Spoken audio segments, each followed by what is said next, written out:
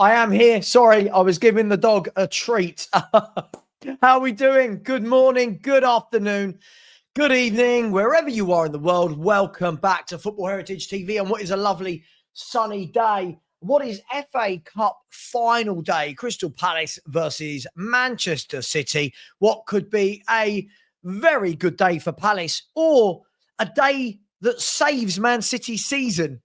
It will still be a bad year for them, but that's the expectations of Manchester City. We're going to be looking back to last night's game. An absolute shambolic season for Tottenham Hotspur continues to get worse and worse and worse. I have, of course, updated all of my stats. I am saying good morning to all of you. I am asking all of you to please smash the like button. And I've just had, for little Matty K, I've just messaged my friend who gave me the information and said, is this 100% correct? And they have told me, yes, 100% correct. So put that in your pipe and smoke it. And that won't mean anything to the rest of you. Spursy Roberts said, Lee Gunner put together the best looking football 11 ever last night with a front three of Henry, Torres and Bale. No Ginola. I'll be having words with Mr. Gunner. I will. Oh, Ginola. The days when we had proper footballers.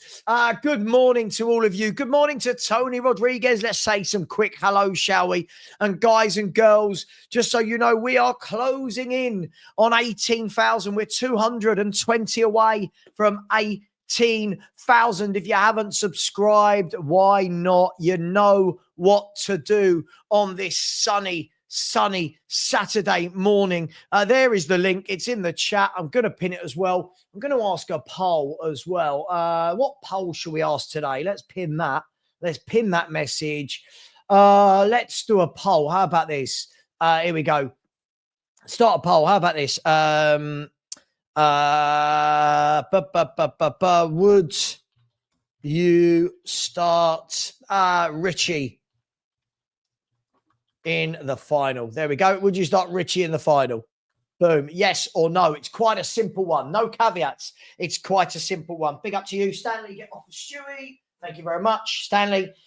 Stanley is now at the stage, for anyone that cares, where he is bigger than Stewie. He's only just under 5 months old. He's already bigger than Stewie, who is 9. And unfortunately, because he's a puppy, he doesn't realise how big he is. And he keeps clambering all over him. And Stewie's got a little bad back. Anyway, good morning to Mark Taylor. How you doing, sir? Look at these channel members. Mark Taylor, Tony Rodriguez. Big up to Finn Rickwood, Nicola Polito, Aussie Ange Hater. There you go. Spursy Rob inside the house. Matty K inside the house. Last night proved we are going to lose on Wednesday. Man United mentality was play their best and lose, make them better prepared for the final. Our mentality is based around the fear. Mate, listen, our mentality has gone into the fans as well, Spursy Rob. Our mentality has gone into the fans. Look at all of these fans going, wrap him in cotton wool. We don't want injuries. Bergvall got injured in training, for crying out loud. Like, what are we doing here? Anyway, it is what it is. Where are we?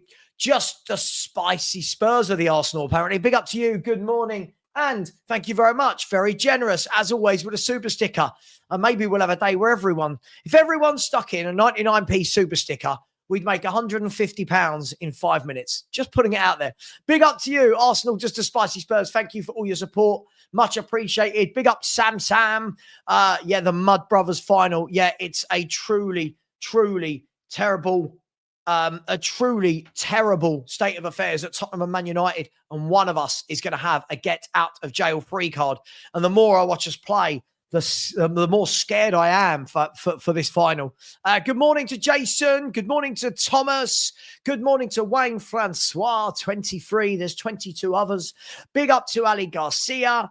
Daniel 90, how we doing, my man? Hang on, my thumbnail guy has just sent me a thumbnail. Let me see. Let me double check. This is what happens. You have a thumbnail guy. He sends you a thumbnail. You look it over and you say, yeah, I like that. Or no, could you make that tweak? That's just how this works. Let's see. Here we go. There's my thumbnail. Here we go. Boom. You can see my video for my second channel is going to be in about 3 or 4 hours. United and Spurs, an absolute disgrace, said Roy Keane. Roy Keane calling it bang on, and we're going to be talking about it. Big up to the Villa fan. Absolutely good to see you here. Well done. Your team are doing absolutely brilliantly. I'm very jealous. Pikes, how you doing, bro? Said, morning, Savva. Do you actually think losing 21 games in order to potentially win a trophy is the price worth paying? No, I don't. This is normalizing losing. Yes, it is. Absolutely. 100%. This is normalizing losing. Absolutely. And I don't like how our fans now just go, nothing matters but the final. We had that. Nothing matters but the semi-final against Bodo. Nothing matters but the quarter-final. All the while, we're winning 1 in 11 Premier League games. I'm embarrassed. People tell me I'm toxic and negative. What? For having a winning mentality? I don't know. Maybe my mentality is wrong. Sar injured. Somebody said here, Sar injured. Not this one. Big up to you, Alpesh. Hope you're well, my man. Sar injured. Savva, maybe now Savva understands why you rest players before a final. Okay, why didn't Palace? Why haven't Chelsea? Why haven't Man United? Why haven't Real Betis? Why is no one else? Players get injured. It's not about resting. Listen, you don't understand football, my friend. Footballers will not want to be rested for 2 weeks before a cup final. Learn. They really, really won't. Good morning to Archer. How are we doing? Big up to Stanley Kush. Happy Saturday to you. There's my man, Ant. Boom. Big up to you, sir. Hope you're well. PH family. Well, listen, the poll. Let's see how many votes we get. We've only got 85 so far, and 72% have said yes, they would play Richie.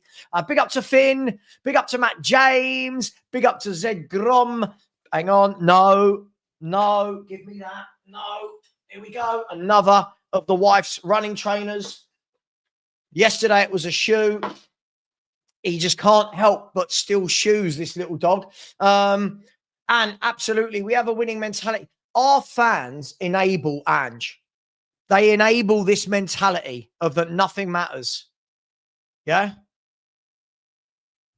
Savva, a guy on YouTube last night told me to stop worrying about the stats. 6th or 16th, we're still in the league. Yeah, I mean, I don't know what to do with this. Then these fans are the same fans that will go, oh, Daniel Levy doesn't want us to be winners. Well, neither do half the fan base. Do you know what I mean? It's utterly crazy how much leeway we are giving this manager for being this bad. Hang on, let me just message my thumbnail guy back. It's superb. It's superb. Thank you. I meant to say superb, but actually said super. That'll do, won't it? Where are we? Brad. Sorry, Daniel Harris. Big up, bro. So big up, Savva. I'm still getting called negative and support another club after calling out the 21 losses on Facebook post I saw this morning. Mate, I genuinely don't know what to say anymore. And that is that fly fucking back. I genuinely don't know what to say anymore. Everyone's just normalizing losing. They have been all season. Do you know what? I'm just going to bring something up. You've seen this. I'm not showing you lot everything. I just want to check. So, not that one. So Spurs, let's see, at the beginning of this season, we won 1, 2, 3, 4, 5, 6 in our first 1, 2, 3, 4, 5, 6, 7, 8, 9, 10, 11, 12. Spurs have won 5 games in our last 25 league games. We won 6 in our first 12 and now 5 in our last 25. Let that sink in. That's how bad. So this isn't that we're losing because we're in a final. We've been getting worse and worse and worse. And these fans just keep saying the same thing. All that matters is the final. All that matters is the final. 5 league wins in 25 league games. This manager is... I can't believe he's in a job. I really, really can't. Good morning to everybody. Good morning to Lebo. It's a Wednesday. It's going to be either an elite game or the shittest game known to man. Can't agree more. Can't agree more. I truly believe that. No, FHTV Plus shouldn't be showing this stream at all. I've not got it set to FHTV Plus. It's not set to FHTV Plus. What's going on? FHTV Plus. No, the only thing I've got set on FHTV Plus is the FA Cup final this afternoon from 4 o'clock. Join me for that, people. It should be a good game. And it's the FA Cup final. Michelle, people hate the truth. People hate the truth. It just is what it is. Big up to Jim and Kate. I'm guessing this is Kate. Hello, Kate. How are you doing? Hope you're well. Wayne, I can't explain it. It's absolutely dreadful. And I'm about to show some stats, some updated stats that will have those that are like, oh, don't worry, we beat Bodo and AZ Alkmaar. Those people will be really annoyed by these stats, but it's awful. Nabil said Ange's squad management across the 2 seasons has been horrific. Absolutely. When all of these people are saying, rest everybody, maybe if he actually knew how to rotate properly, we wouldn't need to. Maybe, just maybe. Big up to Daniela, said, I have some stats you may find interesting. West Ham have a better goal difference in 2025 than both Spurs and Man U. I don't doubt it. I don't find that interesting because I don't doubt it. Spurs are a mess. Spurs are an utter mess. You're not going to find me contesting that. It's embarrassing. Good morning. Pipes again. I said, exactly. Players need minutes. This boom or bust, it will be all right on the night mentality is dangerous and shows a manager in self-protection mode. That's what we're in. The manager now is in me mode, not Tottenham Hotspur mode. That's the problem for me. And I think that's why he knows he's already going. Your mum thinks I look like Lionel Messi. Yeah, I've heard that a few times. I get that. I get Alexis McAllister as well. I feel like it's any Argentinian with a beard. I mean, I'll take it. I've got a left foot like Lionel Messi's as well, if you believe that. Let's have a look. Show us the puppy. No, he's asleep in the bed right now. When he goes off, I let him go off. At the moment, he's asleep. He might not be in a minute, but at the moment, at some point during the show, I will bring him on. Everyone like the puppy. He's big now, though. He's a big puppy. We're enablers. Do you know what we are, Pipes? Have you ever seen those documentaries, right? And it'll be called something like the 300-pound man or the 400-pound woman or something like that. And you see these people who can't walk, they can't leave the bed, they're housebound. And they ask the mum, the dad, the carer, it's like, how do they eat so much McDonald's a day? How are they eating all this food? Oh, I give it to them because they're hungry. So you're enabling it. You're giving them what they crave. Like, it's mad. That's what our fans are doing. It's like we just sit there and go, nothing matters. For me, yes, it matters. I've got a winning mentality. It matters. Can't just keep losing every single game. Big up, said Savva, did you see the banners in your crowd where it said Premier League don't matter, Europe is more important? Please tell me that's not true. Please, please, please tell me that's not true because it's utterly embarrassing if it is. So bad. Daniel said, if we somehow win the final, we won't. I'm going to feel very awkward celebrating it. I'm almost a bit embarrassed. Hang on. Somebody's just messaged me and said, Tottenham fans, okay, this is what I don't get. And I'll show you some comments. Here you go. It's our worst season ever in the league. Look, have a look at this. So how many so-called failed managers have Tottenham had? Don't they realise the common dominator is Tottenham? Then this person said, Tottenham fans always turn on the manager. This person said they finally get to the final. Instead of focusing on winning their first trophy, they're too busy throwing their manager under the bus. I've literally said, this is our worst ever Premier League season. This is mad. Honestly, TikTok is madness. TikTok is madness. TikTok is a very, very weird place. How do you block somebody on TikTok, by the way? Does anyone know how you block somebody on TikTok? I really want to block this user, but I don't know how. I don't know how to block this user. It's really weird. It's honestly very, very weird. See this person here saying the players don't want to play for him is rubbish. Yeah, sure. 25 defeats all season. 25 defeats all season. Unbelievable. Honestly, our fan base is the dumbest in the country. I'm calling it. If that offends people, I'm really sorry. Then you're probably dumb. But it's just absolutely ridiculous. Let's have a look at a few stats. Absolutely unrecognizable, mate. It's unrecognizable. You know, we've got a manager that is absolutely awful. Yeah, there's no setup. Yeah, we don't sign that caliber of players anymore. It's just a joke. Let me show you a few things. Here we go. Yeah, I can't find out where to block somebody on TikTok. It's really annoying. This person's made like 15 comments in a row, and I'm like, oh my gosh, it's just a bit too much for me. And I can see a bell alert. I can see an arrow. I've got it.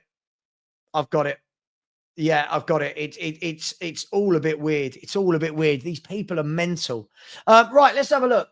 Let's have a look. Big up, first of all, to Aussie Angehater, who put in a super sticker. Aussie Angehater's playing the super sticker game. Thank you very much. Really appreciate you, my friend. Also, if you haven't liked and subscribed, people, please do. We're chasing down the 18,000. This is very generous, so thank you very much. Shall we have a look? Shall we have a look at some stats? Let's do it. Okay, here we go. The headline stat. This season, Spurs have lost 57% of Premier League games. 57%. Wow. Just wow. Spurs' win rate is at 29%. We have won 11 of 37 league games, and people still want this manager in. It is utterly, utterly mind-blowing how stupid the fan base is. Big up to you. What a terrible, terrible stat this is, people. 4 league wins. Actually, I'll tell you what, a better stat than that. Let's get rid of that one. 5 wins in 26 league games. 5 in 26. It is utterly shambolic. Less than 1 in 5 wins. This is utterly embarrassing. 1 win in 11 in the Premier League. Here you go. 28 points from the last 93 available. We are bottom of every form table. We have 9 home defeats. We have 6 home wins, and we have 21 league defeats. But don't worry, people. Don't worry. I'm just negative and toxic. Don't worry. I'm just negative and toxic. Don't worry about the stats and the facts. I'm negative and toxic. Jimbo said, plays Mikey Moore first time in months, but put him on the right when he's left-footed, and I don't get that at all. Mate, I don't understand. I don't understand anything this manager does. I don't understand anything he does. Like bringing on, who did he bring on with 5 minutes to go last night? Why? Sorry. 5 minutes to go last night. He makes 2 substitutions. Let's have a look who it was. I can't even remember. It was that shit. Let's have a look. Bless me. By the way, are there any Premier League games today? There aren't, are there? No. But let's have a look. So Premier League, Tottenham Villa. So with 3 minutes to go, he brings on Brennan Johnson and Richarlison. With 3 minutes to go. Why? What is he trying to do? Big up, Kate. I can tell who it is. See, I don't. Yeah, this is Kate and Jimbo. Always tell. I'm trying to get excited for the final. It feels so disconnected from the club. Never known us to be so poor in the league and have a manager so delusional about it. Honestly, but it's half the fan base as well. It's half the fan base as well. This is the problem. It's half the fan base. They just say things. Don't worry. Big up, guys and girls. Guys and girls. Tell you what. I'll tell you what, Kate. Here's what I'm going to do. Kate. Where are you? Where are you, Kate? There you go. Bear with me 1 second. Kate.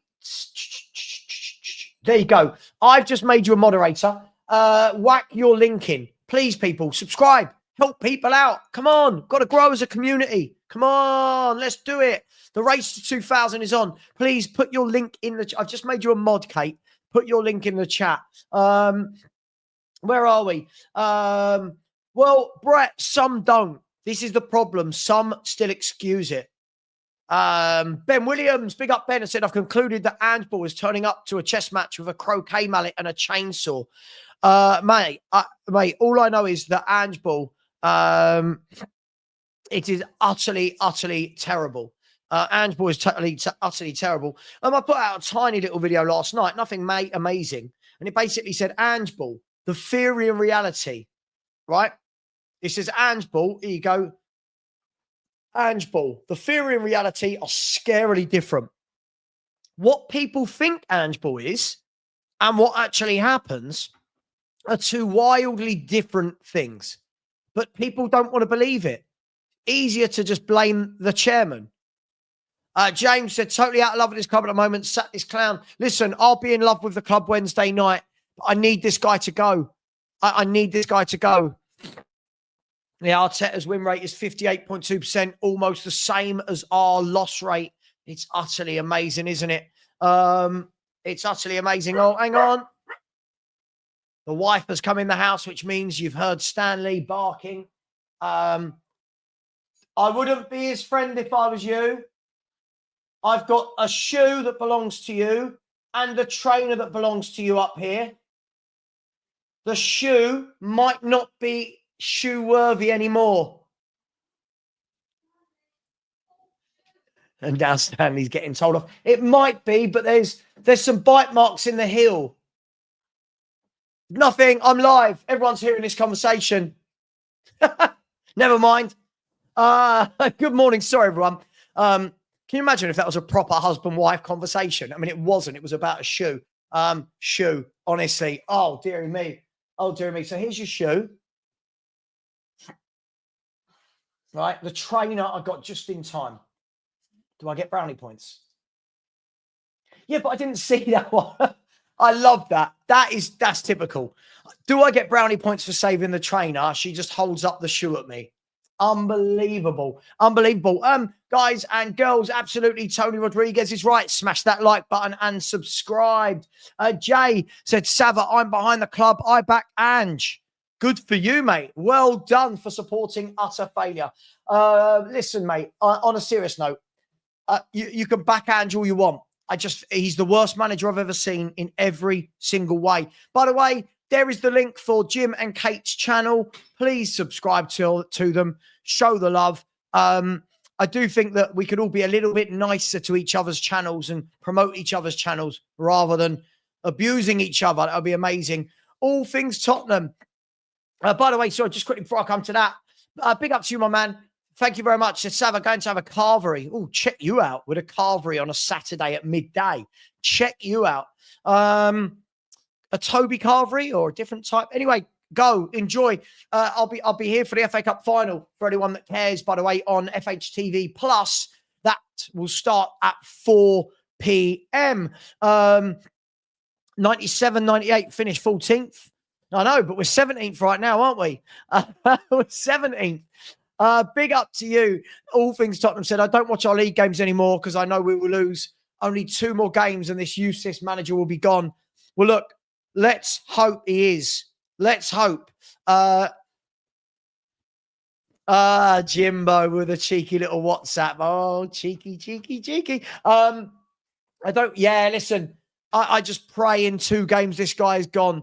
Listen, let's shit ourselves to a Europa League win, and then let's get rid of this guy and get a proper manager in, shall we? Big up, Ash. I love Ash. Ash sends me stuff every day, Ash, don't you? And then we have a row about stuff, and then we become friends again. He said, I just can't be arsed being annoyed about it anymore. He's going in a few games. Everybody fingers crossed at the same time. So it will all be on Wednesday to save the club from being a mess. You're not wrong on any of that, Ash. You're not wrong on any of that. Brett said, how did Ange win as much as he had? I don't get it. Because he's played in Scotland and Australia and Japan. This is the Premier League. You know, this guy would flop in Serie A, Bundesliga, Premier League and La Liga. He wouldn't survive. His tactics don't survive a proper league. They just don't.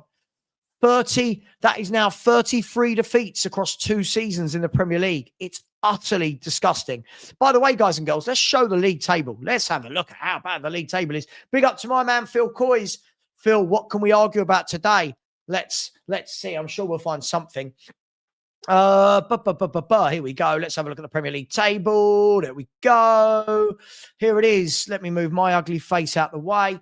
Tottenham Hotspur, 37 games played, 11 wins. 11 wins. Let that sink in. 11. 5 draws and 21 defeats. Bournemouth and Brighton, between them, don't have 21 defeats. Let that sink in. Everton have 12. Everton have 9 less defeats than Tottenham Hotspur. 63 scored, 61 conceded, a goal difference of 2, and 1 win from 11 Premier League games. We have 1 less defeat than Ipswich Town, who 2 years ago were a League One club. League One. Between Spurs and Man United, we've lost 39 Premier League games. Now, in the column where you see that Spurs have conceded 61 goals. So this is here, if you can see this. So there, let's see if that comes up on screen. It does. I've blocked that out. 61 goals conceded. Our worst ever is 66, which was in the first ever Premier League season. Our second worst is 63. We are 2 goals away from 63 goals being conceded and the second most ever in the Premier League. Still, you got people like Reezy saying, we blame the chairman. Madness. I'm Levy out and I'm not even blaming him for this. I blame him for keeping Ange. That's what I blame him for. So hopefully that made some good reading for some of you lot. Did it? Some good reading there? Sexy Chops has said, Savva, if Spurs win the Europa League Wednesday, I want you to wear a white T-shirt with Ange on the front and then on the back for the next 48 hours. Never going to happen. This is not my manager. This is not my manager in any way, shape or form. I don't want to be associated with him. My football club, our football club, this is not my manager. If you lot like him, knock yourselves out. I know a lot of you don't. Big up to Morton Barley. Gary said, if losing on Wednesday is what it takes to get rid of Ange, I think he's gone either way. We've got to win the game, mate. Gary, we've got to win the game. We need revenue to buy players in the summer. We've got to win the game. We've got to win it. Yeah, Stanley's in trouble. He is in trouble. Definitely in trouble. Definitely in trouble. Probably. Yes, probably. If I come on stream later and I've got a black eye, you know what's happened. Mohammed has said, Savva, why do you think that we will win the final? Has the Ange fans got you? I thought we would. No, James Maddison has really swung me. It's really swung me. I think this is a dead 50-50 heat. I do now. I'm really not sure. Not a chance. Not a chance. Yes, Kate, because I'm sure that the other half would have thought that it was me chewing her heel. Yes, I'm sure.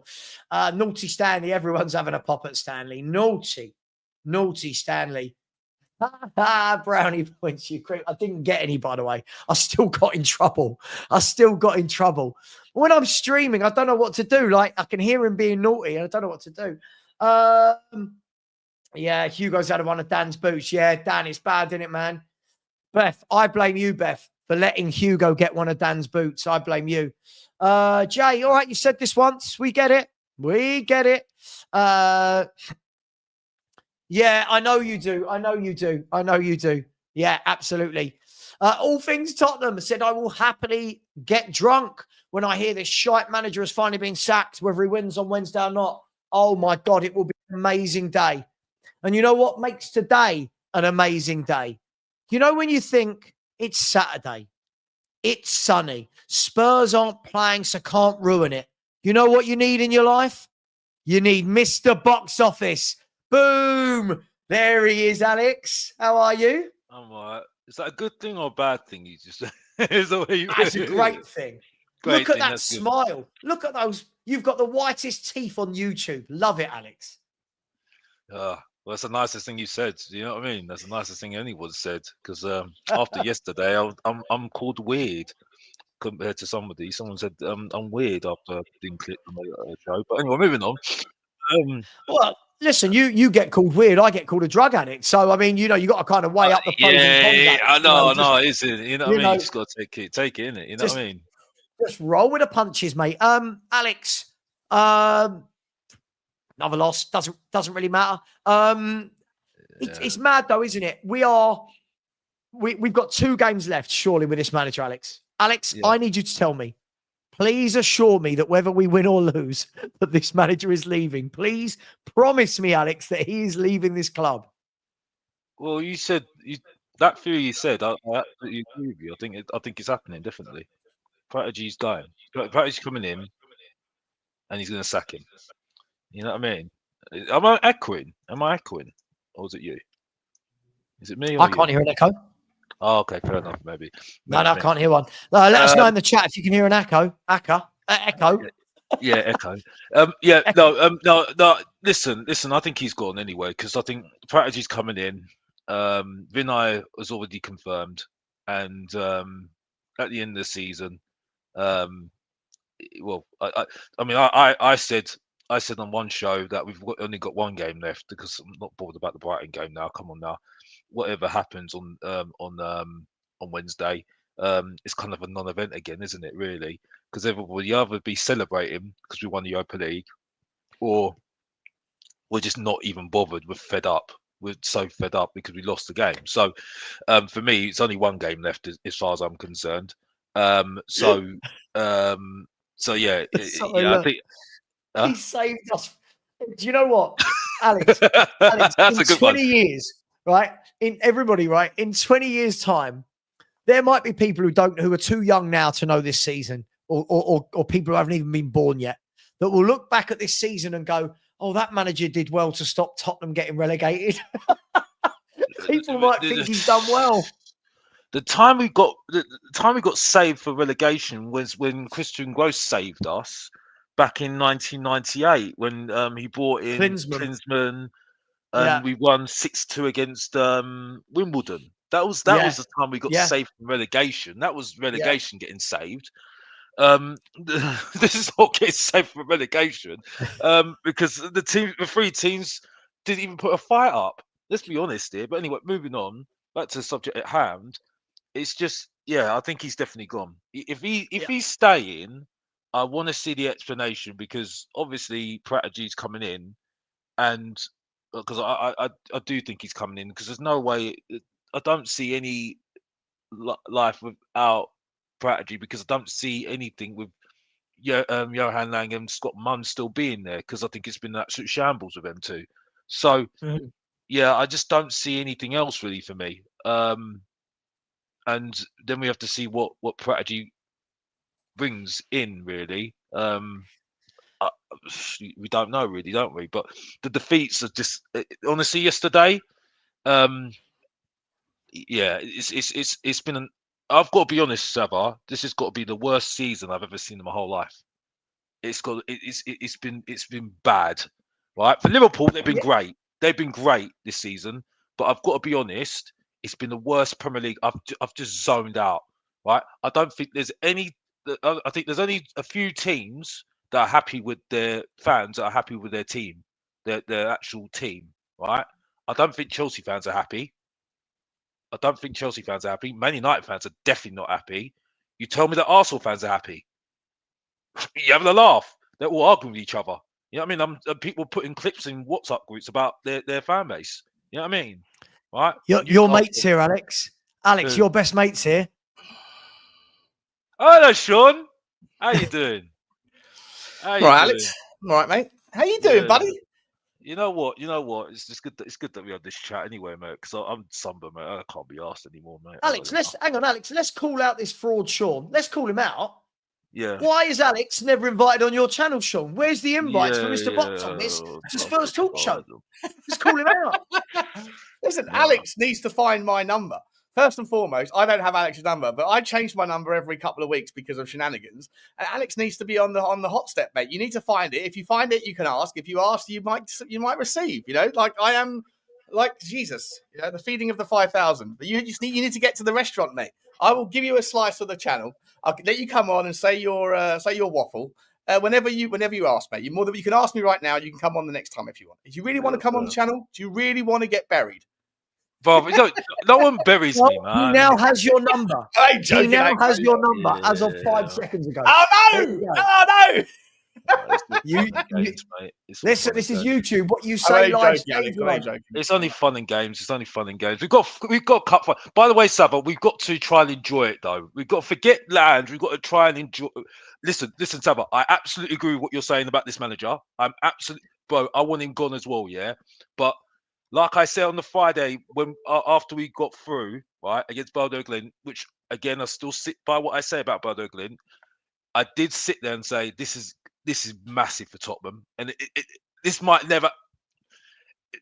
It's not okay. Yeah, but hang on. What are you saying to me that I'm not gonna listen? I'm going to enjoy the final. Yeah, no. I'm saying this to myself as well. I'm saying this to myself as well. I just at the moment. Yeah. No. I know you're not. At the moment, I'm like what Kate said in the chat earlier. At the moment, I'm not there yet in terms of excitement. Now, maybe when I get to Monday night. Tuesday, I'll start feeling excited. But the problem I've got, Alex, is there's so much crap at Spurs right now. We're losing every week that it's difficult for me to just go, bang, I'm really excited. I will get there. I will. No, I feel the same way as you. It's not. I'm not right now. No. Look, listen, Savva. Stop having a go at me. No, I'm not having a go at you. I'm not having a go at you. No. But it's like, listen, I'm not having a go at you because I feel the same way as you. I can't get excited as well. But it's just when I'm 37 years old and this is something I've never really seen. So I can't sit here and say I've got to, sometimes you've got to take the moments when you get it. You get what I'm saying? You've got to take it when it's there. So sure. Listen, I absolutely agree with you, right? I'm there with you as well. I'm feeling the same way as you, right? I'm feeling the same way as you. It's just maybe it's the wrong time to say it, maybe because I feel the same way. Sean, you excited yet? Have you got those little butterflies going on? Are you excited, or is it not hit home yet? Man, I'm buzzing, mate. I can't wait. I've booked 2 airport lounges at Heathrow. Okay, so my flight's not until 3:30. But when you book an airport lounge via like a third party, they don't need to see your boarding pass. They just want to know what time your flight is. So I said 3:30, and they go, right, for 50 quid, then you can have 3 hours access at whatever the lounge is, free booze, free whatever you want, right, for 3 hours. So at 12:30, I can get to the first lounge. And I was like, that's not enough. So I went and booked another one. I booked one, and they said, what time's your flight? I said 12:30. So I've now got 2 lounges, one from 9:30 and then till 12:30, and then 12:30 till 3:30. Because from Tuesday, mate, I am on holiday until Friday, and I don't care what happens in the match. Well, I do care. Obviously, I care massively what happens in the match. But for me, it's like I was saying this the other day, mate. Like, no disrespect to any women that are watching this, right? But I don't think women will ever understand how important it is that as men get older, they need time with their boys. They need time where they catch up and they act like children and they crack. They have that. When I was on the Bodo airport flight, Sean, hang on. Let me get my wife up here to listen in the background. She needs to listen, mate. She needs to. Everyone's missus needs to listen, okay? Because the reason I've stayed single my whole life is because I don't want someone who tells me that as you get older, you should be doing less of that. That you should be spending less time with your mates. That you should be focusing more on painting the house or all that sort of stuff, right? Like grow up. No, like it's as you get older, it's more important that you have a little bit of time every month or every quarter or every week or whatever with your boys, because there's no better feeling than when I saw Henry and Johnny at Bodo at Luton Airport, and we gave each other a hug and an embrace. We shook hands, and I looked at the smiles on their faces, and it just made me go, we're about to have a hell of a time. And then we went to the pub at 5 o'clock in the morning, and we clinked glasses on a pint of Stella, and it was just awesome. And so Tuesday is going to be exactly the same thing. And I think that all women need to understand that men need that more as they get older. It's even more important than it is in your 20s, because in your 20s it's 10 a penny. In your 40s, it doesn't happen. I don't disagree. I mean, not with. Again, this isn't with the football, but like tomorrow, you know, all of my group of lads, we're all the same age, all went to school together. You know, everyone hasn't seen each other together for about 3 months because obviously of commitments and that. But tomorrow, everyone's like, right, who wants to go out during the daytime? Do you know what I mean? Who wants to go and have a few beers? Who wants to go out during the daytime? I look forward to that sort of thing because we get together and suddenly none of us are 42 with any responsibilities. Suddenly everyone, you know, you've got that friend that's going to walk in and the first thing you're going to say to him is, that's a shit shirt. Do you know what I mean? Yeah, exactly. I love that. Love it. You know, the banter starts. Sean, I've lost 2 stone in the last 3 months, right? I will walk in, someone will call me fat. Like it's the way it is. It's what lads do. And we love that banter. So you haven't lost weight. You're just buying bigger clothes, you bastard. What are you talking about? I'm squeezed in. No one says you look good. They go, Jesus, you look gaunt, mate. What have you done to yourself? Somebody give me a compliment. Like your beard. It's so important, mate. So Tuesday, yes. To answer your question, yes, mate. I cannot wait. I'm puckering. It's going to be so much fun. And if Tottenham get the job done, and it is a 50-50, it's 100% a 50-50. But I actually think it's going to be a stink fest, 0-0, penalties. I just can't see anything. I can't see the team. It's either going to be that or it's going to be just the weirdest, wildest 5-4. But I just don't see it being like a good game of football. And but I don't care, mate, because the 3 days that surround it are going to be awesome. Whatever happens, it's going to be awesome. Mate, for sure. As I said, so unfortunately, I've got a wake to go to Monday afternoon, so I won't be doing any content Monday afternoon.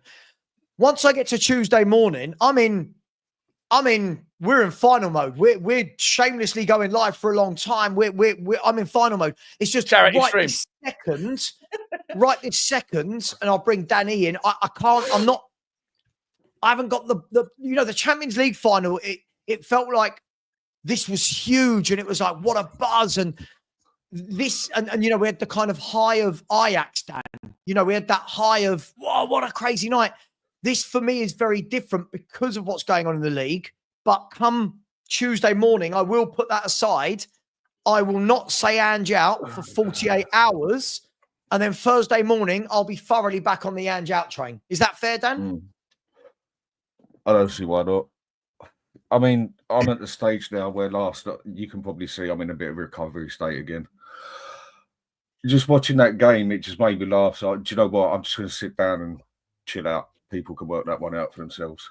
And when it comes to that you're watching your team play and you're just finding it that amusing that you might as well chill out watching it as well, sort of thing. It says everything. Do you mean I chill won't out? deny it. Yeah. Just have a smoke and chill out. Okay. My neurologist prescribes it to me, so I'm allowed to do it. But does it make the performances better, Dan? Like when you're getting high, do you suddenly go, Ange Ball's all right? Like Ange Ball's okay. I like this. This is good. Or is it just like numbing the pain? Usually I'd go and watch something like South Park because it'll make me laugh more. But this made me laugh more than South Park. My boys always used to say when they got high that they'd watch Friday. Do you remember Friday? Yeah. With what's his name? Was it hip hop film? Yeah. Friday. Yeah. It's literally they spend the whole day on the porch smoking weed and shit happens. No, the one me and my mates used to watch when we used to. What's it bloody called?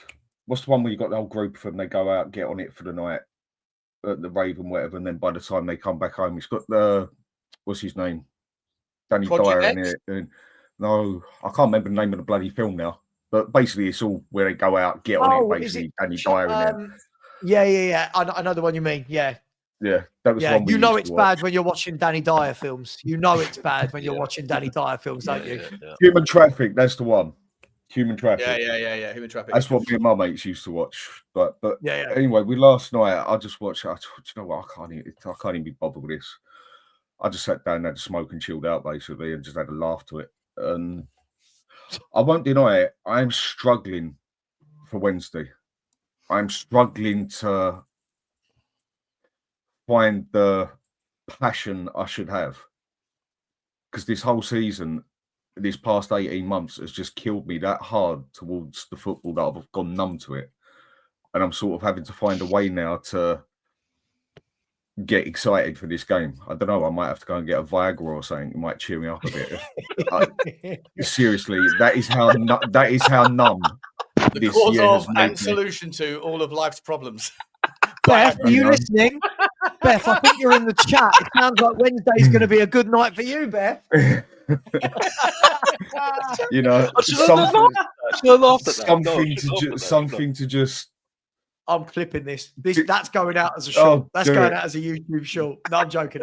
Do it, mate. It's true with the football side of it. I cannot get excited by a game anymore, and I'm trying so hard to get excited by this game. Well, look, let me try and bring this back to some form of football conversation rather than Viagra.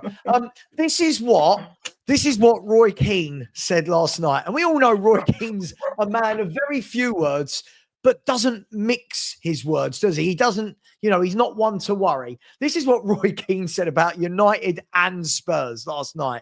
He said the way United and Spurs have handled their league campaigns is an absolute disgrace. The lack of effort in some of the games and the lack of fight.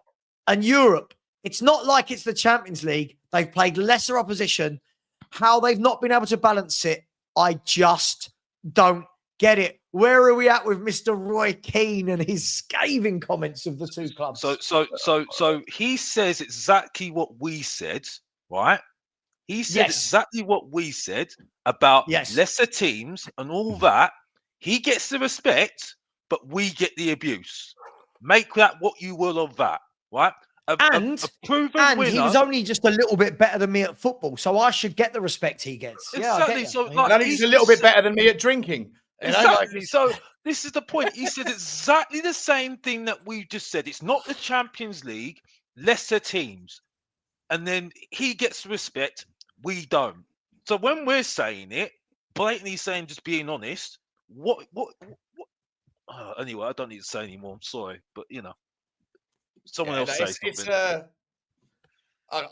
I've been. I think I said this on Savva's show the other day. I was one of the guys that said, "Oh, I'll wait and see for let him have the cups, right? Because you can't sack a guy." At the time, I think we were like 10th or whatever in the league. And I was like, let him have the cups because he hasn't lost in the cups yet. We're in the quarterfinals of one. We're in the third round of the other, whatever, and we're still in the Europa League. Until he fails on them, then you can't really sack him, right? But then what happened? Just over since basically the turn of the year.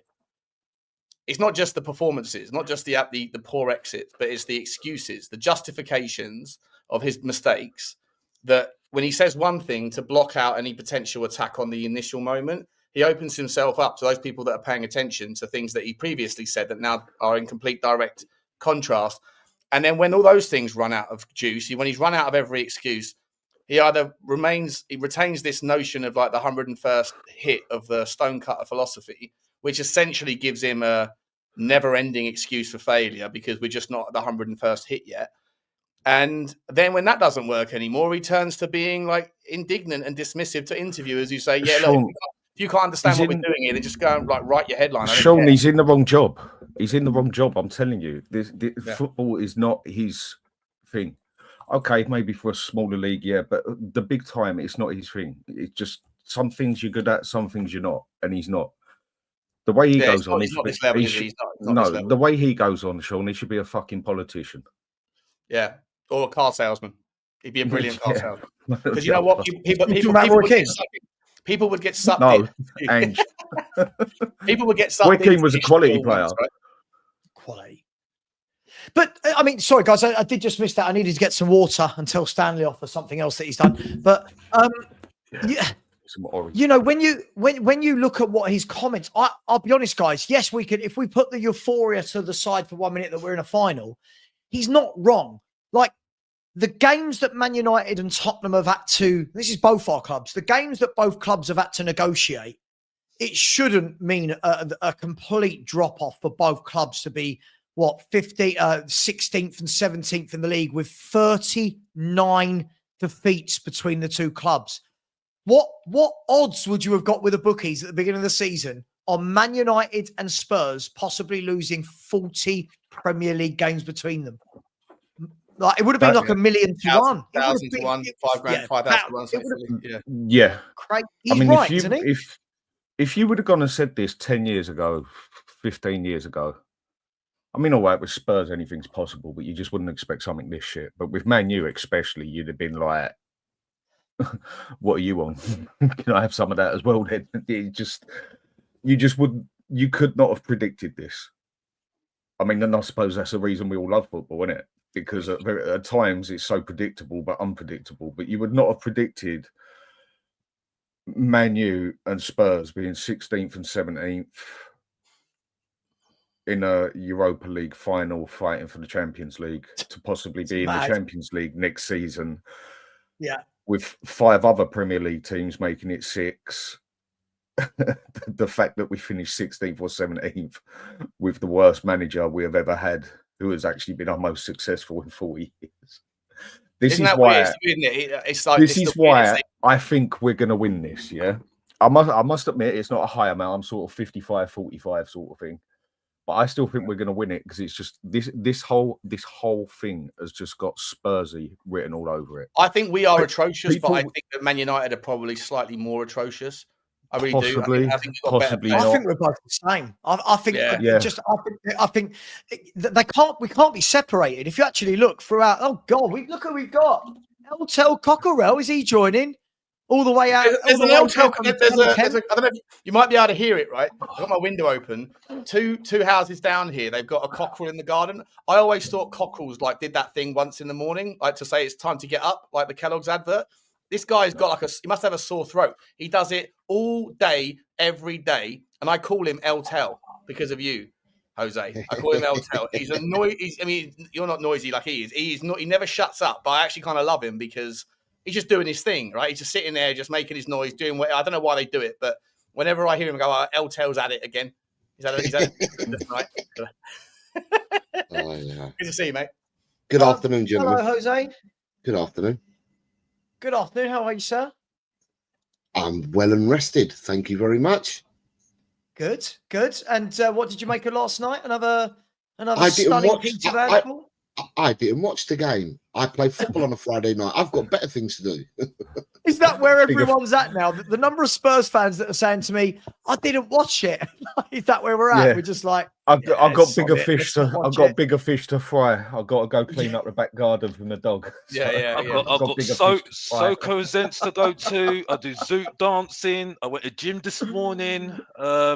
What else do you want to know? I want to see you dancing at a soca event. Can you? I'd like to see you dancing right now, mate. If we were to if I was to get like a soca tune and send it over to Savva, I'll get it off in Varto Elements. I'll send it across to Savva. Savva will put it on the stream. Can you just get up and show us at least what? No. Is it hip swinging? What is it? What sort of dance is it? Not now.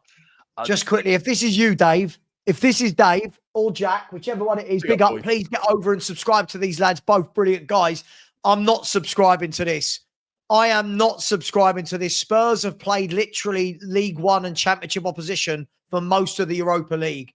Saying we can't handle both these competitions, I'm not having that in any way, shape or form. Sorry.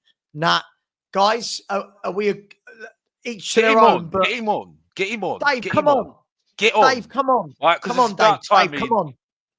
Alex has got something to say, Dave. He's got something to say to you, bro. To be fair, first off the press, right? I saw them on Friday.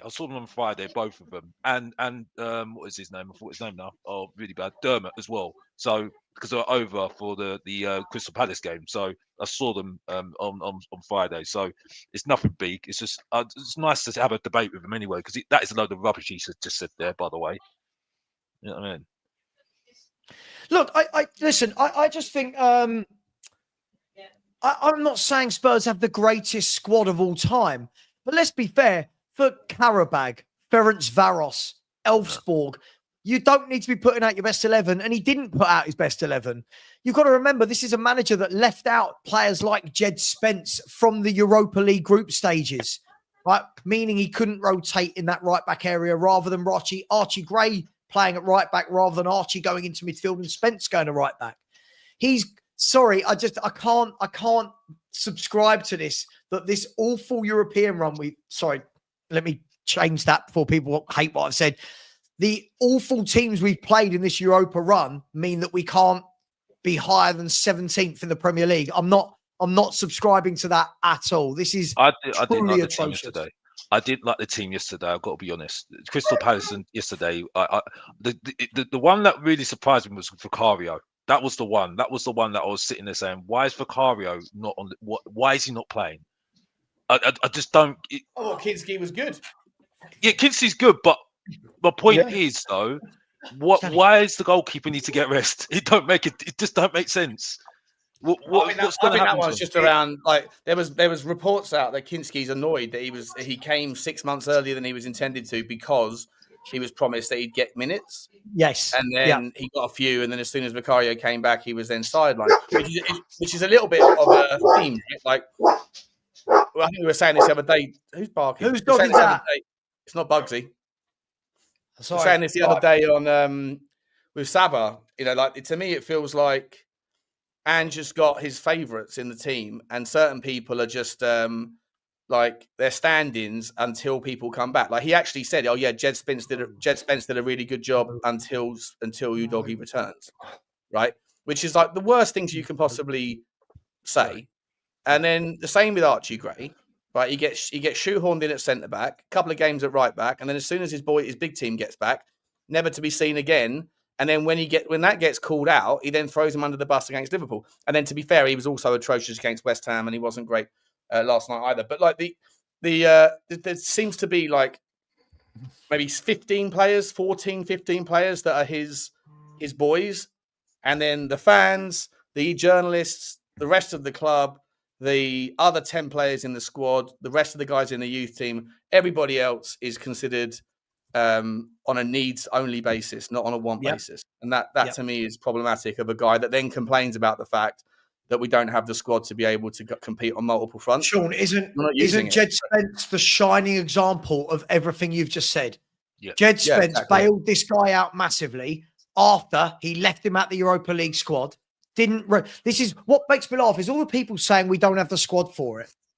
This is the manager that before the injuries, this man never rotated anybody. This man never rotated anybody. You had Udogie who, if I'm not wrong, in the last month of last season or just going into the summer, Udogie had a really big operation, if I'm not wrong, right? So he starts this season having played hardly any pre-season football. All right, well, don't start him in the season then. Put Jed Spence there. Put Reggie there. You know, ease him in. No, Ange, bang, straight in. This year, Jed Spence done really well for 2 to 3 months. As soon as Udogie was fit, sorry, Jed, don't need you anymore. This man could have rotated many players. He never, ever did. And then in the Europa League, people would say, remember the Galatasaray game where he made 7 changes, right? People are going, oh, this game, it doesn't matter. This game's a free hit because we won the first 3 games. Then the full strength team the following weekend, that weekend, lost to Ipswich. So when we're saying we don't have the squad, he rotated 7 players, lost at Galatasaray, then lost at home to Ipswich. So I'm sorry, no one. Dave, I'll call you out. I'll call everyone out. Love ya, but I'll call it out. None of you said that this squad would be bottom half. None of you. No one said this squad would be bottom half because we're in the Europa League. No one. Find me one person that said it. Find me one. No, can't have it. Sorry, I can't. I'm adamant on this. This is shocking. I'm not excusing Man United. They've got their own shit. They can have their chats. But this team, Aston Villa, are sitting in the top 5 in the Premier League whilst getting to the Champions League quarter-final, whilst getting to the FA Cup semi-final. Why? Why? The whole thing is we have just made excuses. A lot of people have just made excuses about everything for this manager. The reason he managed to stay is surely down to the fact that he was still in cups. And that has got to be the only reason. And like I say, I think Levy's got a plan for this one. I mean, I know he looks like a miserable prick 9 times out of 10 when you look at him there anyway. But yesterday, when you did see his face on there, and that did make me laugh, I must admit, he looked pissed off. He looked extremely pissed off. Angie's gone. Honestly, I bet, and I put £100 charity bet just for the sake of this conversation. I put £100 bet on it here and now before the start of next season. Baked potato, mate. See you later, whether we win that cup or not. If he's not, I'll give it to charity. Tell me what one. He's gone. Everyone agree with that? Does everyone agree with that? Is everyone in agreement that he's gone? 100%. He's gone, mate. Okay, cool. Right. 99.9%. Oliver Glasner's best mate said his mentor, right? Rotinger, the guy's got a stadium named after him in Austria, said he knows he's going to go to Tottenham this summer. Well, he doesn't know. He said, I appreciate that he's going to be in Tottenham this summer, which I think is just an Austrian translation or whatever from... There's going to be a chat at least. Well, that's where he wants to go, that he's not going to go to Leipzig. Essentially, it was like, the question was, will he go to Leipzig? And the guy said, no, he's going to go to Tottenham. Right. So, and then I put that video out, and then on Bet365 before that, I saw that and like that clip. The second it was announced, it just fell into I've got this RSS feed thing called I Know Reader. It's awesome. And I saw it. I went, wow, that's awesome. Put the video out. And then when I looked at the Bet365 markets, I think he was like 8-1 or 10-1 or something to be Tottenham's next manager. And then within 2 hours, it crashed into evens or something, or 2-1, wasn't it? Savva, we looked at. Yeah. So It went. A lot of money went on the He's gone down to 2-1 to be the next Spurs manager. Yeah. But the biggest joke of all this, just to bring in here, and I know it's one we spoke about before, but it's one that it really just does find me comical. This is where I just go back about the whole setup of this club, the whole setup of a majority of fans, and that it's just not a winning mentality. I think some people just don't have a clue how you win in life, let alone football. And it isn't through being nice. Or it isn't through, oh no, we can't have that manager, even though you can blatantly see he's a better man, because he doesn't play the Spurs way. I don't give a crap about the Spurs way, whether it's meant to be attacking, defending, pragmatic. As long as we go and win shit, that's all I actually care about. Do you know what, Dan? What it's meant to be there for. I genuinely think... Hang on a second, Sean. Oh, sorry. I just think this whole setup itself is, we go and have a manager that loses us over 25 games in a season, like league, cup, whatever, and then we will go and complain about someone just because they don't play a certain way of football. There is the biggest problem at the club. One of the biggest problems. Sorry, Sean, go on. No, I apologise, bro. I speak at 100 miles an hour, so when I hear people pause, I think they've finished, and that's when I jump. So I apologise. I genuinely think you're spot on, mate. I'll tell you what, I think that this year has been a lesson to Tottenham fans around like what the priorities are. I think a lot of people used to say top four's not a trophy, give me a trophy, right? And then now, as soon as we're on the cusp of a trophy, whether we win it or not, a lot of people will say the trophy doesn't really matter, look at the league form.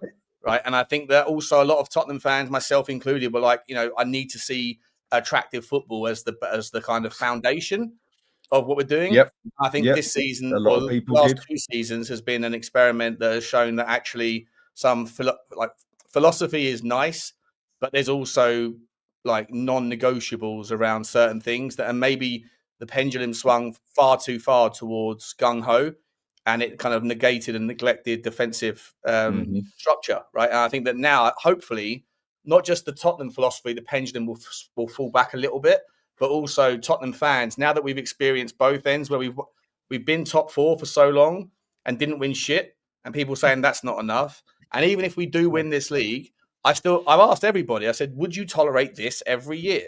And everybody who used to say top four's not a trophy, it's all about winning. Winning a trophy is everything. They all say, nah, I wouldn't tolerate this all year. So hopefully we can all kind of like recognize that we're all probably misguided on not wanting what we have and expecting something different. And then when we get something different, it's actually not as good as it's supposed to be. What you're saying there is true, and I can vouch for myself on this one. I was one of the ones who sat here and said, you know what, if we finish 12th or something and win a cup, I'll be happy with the season. Yeah. No, I'm not. We're 17th, for God's sake. 12th, would I have been happy? No, not particularly. I think it was a phrase used more than anything, where you're just so desperate for something, you're willing to give up something else for it. And now that the fact, 17th in the cup, no, I ain't accepting that crap. 10th, I would have been able to turn an eye to it. And you know what? As long as we go and win this now, and that manager is gone, I'll be able to turn my back to the season, which is what you got to do anyway. You got to assess what went wrong and then fix it for the next one. Can I say, right, as well? And look, I've started a few comments here where I do think that people have forgotten the history of the football club. And by the way, when I say the history, I'm not going back to the 80s or the 90s or the beginning. I'm going back the last 15 years, right? So when I read things, and this isn't the only person, when I read things like, name me one Spurs manager in the past 20 years that has been competitive in both competitions, right?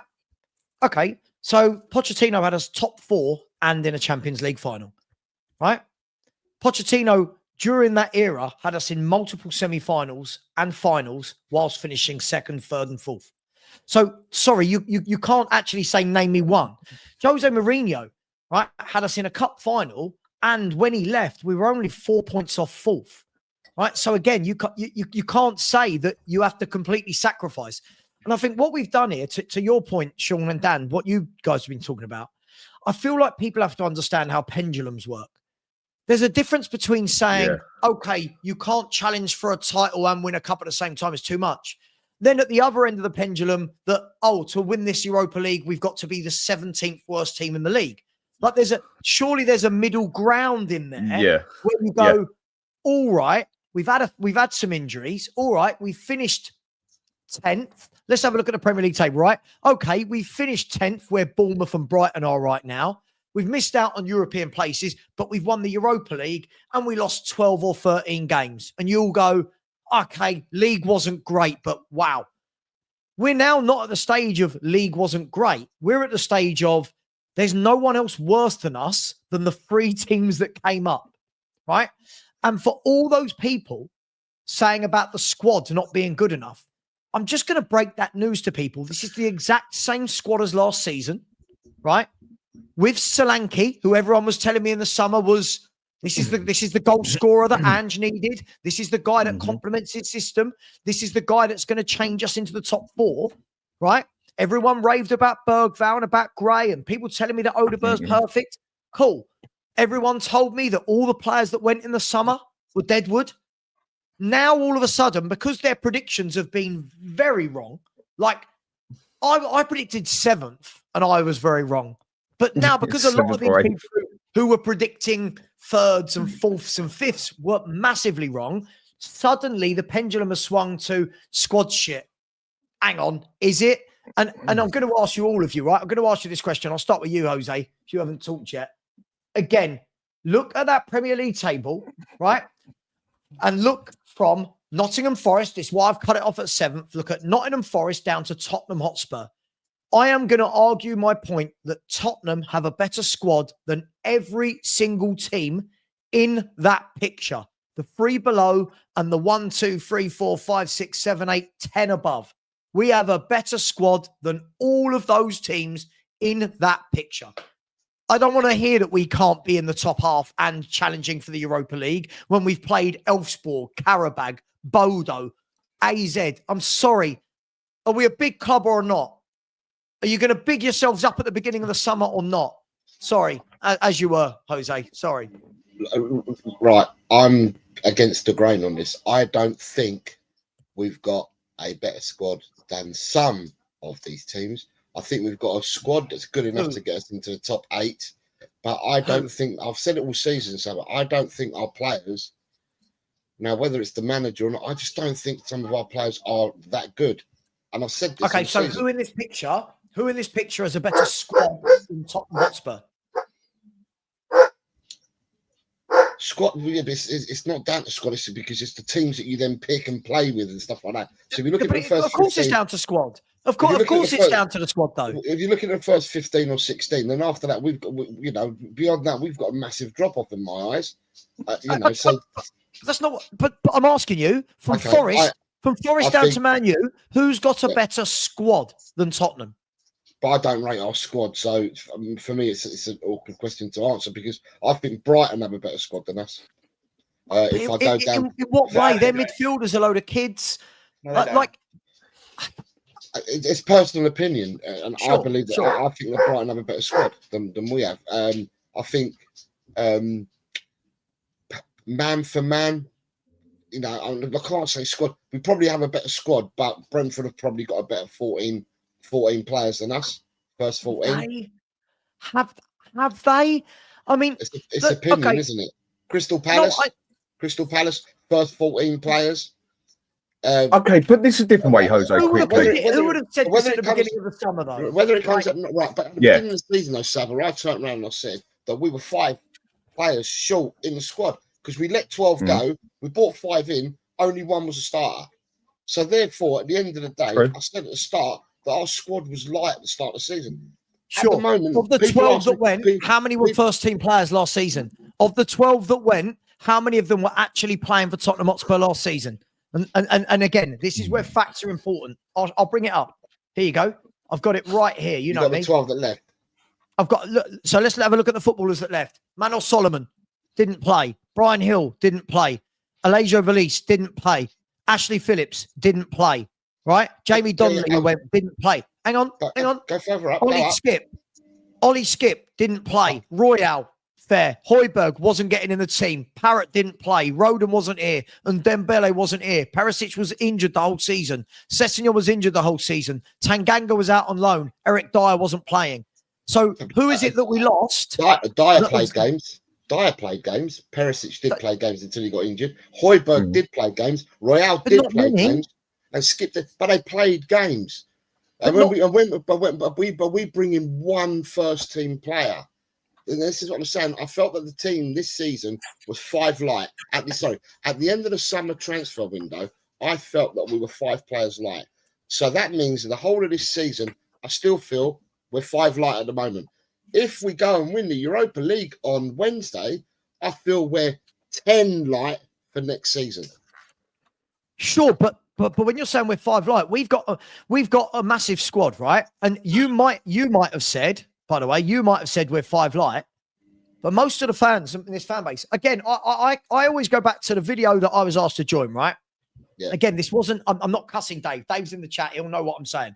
Dave asked me to come on and do a quick 2-minute talk on Spurs at the beginning of the season, predictions after the transfer window, where we'd be, and it was me and about 30 other Spurs YouTubers. Most people were going 3rd, 4th. We've had a good window. Dominic Solanke's great. Those same people now are the same ones saying, but we ain't got a squad. But the squad hasn't changed from August to now. If anything, we've added more players to that squad. So where did it change? And by the way, your Brentford, here you go. Let me show you this, right? If we're saying Brentford have got a better team, right? I'm saying 14 players. Okay. They seem to be churning it week in, week out with about 14 players. They haven't got a great 25, but I think they've got a decent 14. Okay, but look at this, right? If I turn around to, I'm going to say 99% of Spurs fans in the summer and said Flecken, Coyote, Collins, Vanderberg, Lewis Potter, Yarmulke, Norgard, Mbeumo, Damsgaard, Sharda, and Visser. No one is taking any of that back 5 over any of our back 5. No one. No one is taking that over. If I had said about Radu Dragashin, people would have gone, yeah, he's better than Collins and Vandenberg. Jed Spence, he's better than Coyote and Lewis Potter. Kinski and Vicario are better than Flecken. Bentancur, Basuma, Sarr, Gray, Bergvall, they're all better than Norgard and Yarmulke. Sonny's better than Kevin Sharda. Brennan Johnson's better than Madison's better than Damsgaard. Isn't this hindsight now, though? Like, Jose, isn't this now hindsight that suddenly we think that all of these teams have got better players? But you just asked me the question now. I'm not going to the start of the season. That's not when you've asked me the question. You've asked me the question now. And from what I've seen this season, you're asking me the question. And 25 players is a squad.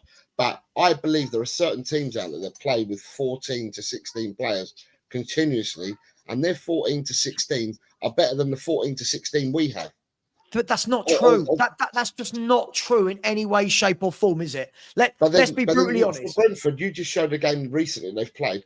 Brentford have got players missing in that squad because they've got their number 9's missing. Okay, so let me give you 14 to 16 Spurs players, right? Let me give you 14 to 16 Spurs players. So if we go with, let's go with a strongest 11. I don't want to argue the strongest 11, but Vicario, Porro, Romero, Van der Ven, Udogie, Bentancur, Bergvall, Madison, Brennan Johnson, Solanke, Son. Now let's go beyond that, right? Now you've got in there, you've got Jed Spence, who everyone was raving about. You've got Danso, who's come in and done really well. You've got Kinski, who's a good young goalkeeper. You've got Yves Bissouma, who when played in the right way is a good footballer. You've got Dejan Kulusevski, who everyone raves about. You've got Odegaard, who everyone raves about as a young winger. That's 17 players I've just mentioned without mentioning other players, right? Are we really saying that is worse than Brentford's first 16 or 17 players?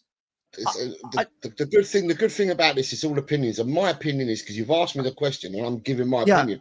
I'm not asking people to go and agree with what I'm saying. You've asked me, and I'm saying I believe that Tottenham have got a squad that should be capable of finishing in the top 8. That's my belief. Agreed. But any further than the top 8 with the squad we've got, I don't believe we're any better than 8th. To be quite honest, that's fine. I'm not arguing. I'm not arguing that, but I'll happily be 8th. I'll happily be 8th this season and win a Europa League. But I named you 10 clubs between Tottenham and the top 6, and so far Brentford are the only ones. Apparently, Brentford, who in the summer lost their best 2 players and didn't replace them. I think Brighton have got a good squad as well, though. They may not have all played as many games, but I still think that they've got a good squad, and that their squad goes deeper than ours. You know, you're asking a question. I'm just giving my opinion. But I get it. But you know me. I'm going to argue it if I think you're wrong. You know, with what Sean and Dan said, I agree. Hearing what they were saying when I was keeping quiet. But what I will say for the people out there is, I remember, and I wasn't one that subscribed to this, but a lot of people said, "Do you know what? I'll take 17th and a trophy," right? And I've heard a lot of people say this at the start of the season. How painful has your 7th? No, I'm not talking about people on scrum. I'm just saying people within the Spurs. Yeah, no, I'm just people in general. People in general were saying 17th and a trophy at the start of the season. Because we need to get the monkey off our back. We want a trophy. Well, we are 17th and we're in the final. We're in the final of the Europa League. And how much does 17th hurt you? People are right pissed off with being 17th, regardless that we're in a final. So always, I'd say to people, be careful what you wish for. You know what you just said there, Jose, you're bang on, mate. You're 100% on that part, yeah? Because that's the sort of thing that I would have said, where I said I'll be quite happily like 10th, 12th, 13th, whatever. And now I never said 17th, but quite low down.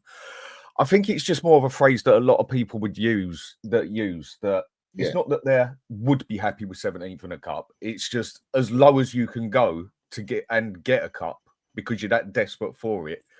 You go to the...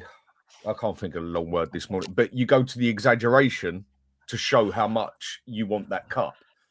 And now it has literally gone to that exaggeration that we are in 17th and that close to a cup. People are thinking like, yeah, no, I ain't digging that.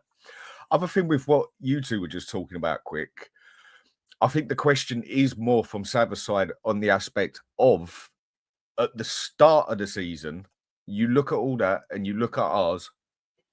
What one out of that whole lot would you have changed that whole Spurs team for? Exactly. Now, I can go through, say, about 7 of them at the start of the season and pick out 1 or 2 players on each one. Go on then, Dan. If I'd said to you in the summer, that Brentford 11, who are you taking? But be honest, who are you swapping with a Spurs player? For me, only 2. Vissa and Mbeumo. The only 2. Yeah. Flecken. I like the one plays on the right. I can't pronounce his name. Sade. The right winger. Mbeumo. Sade. Yeah, Mbeumo. Oh, Mbeumo. Okay.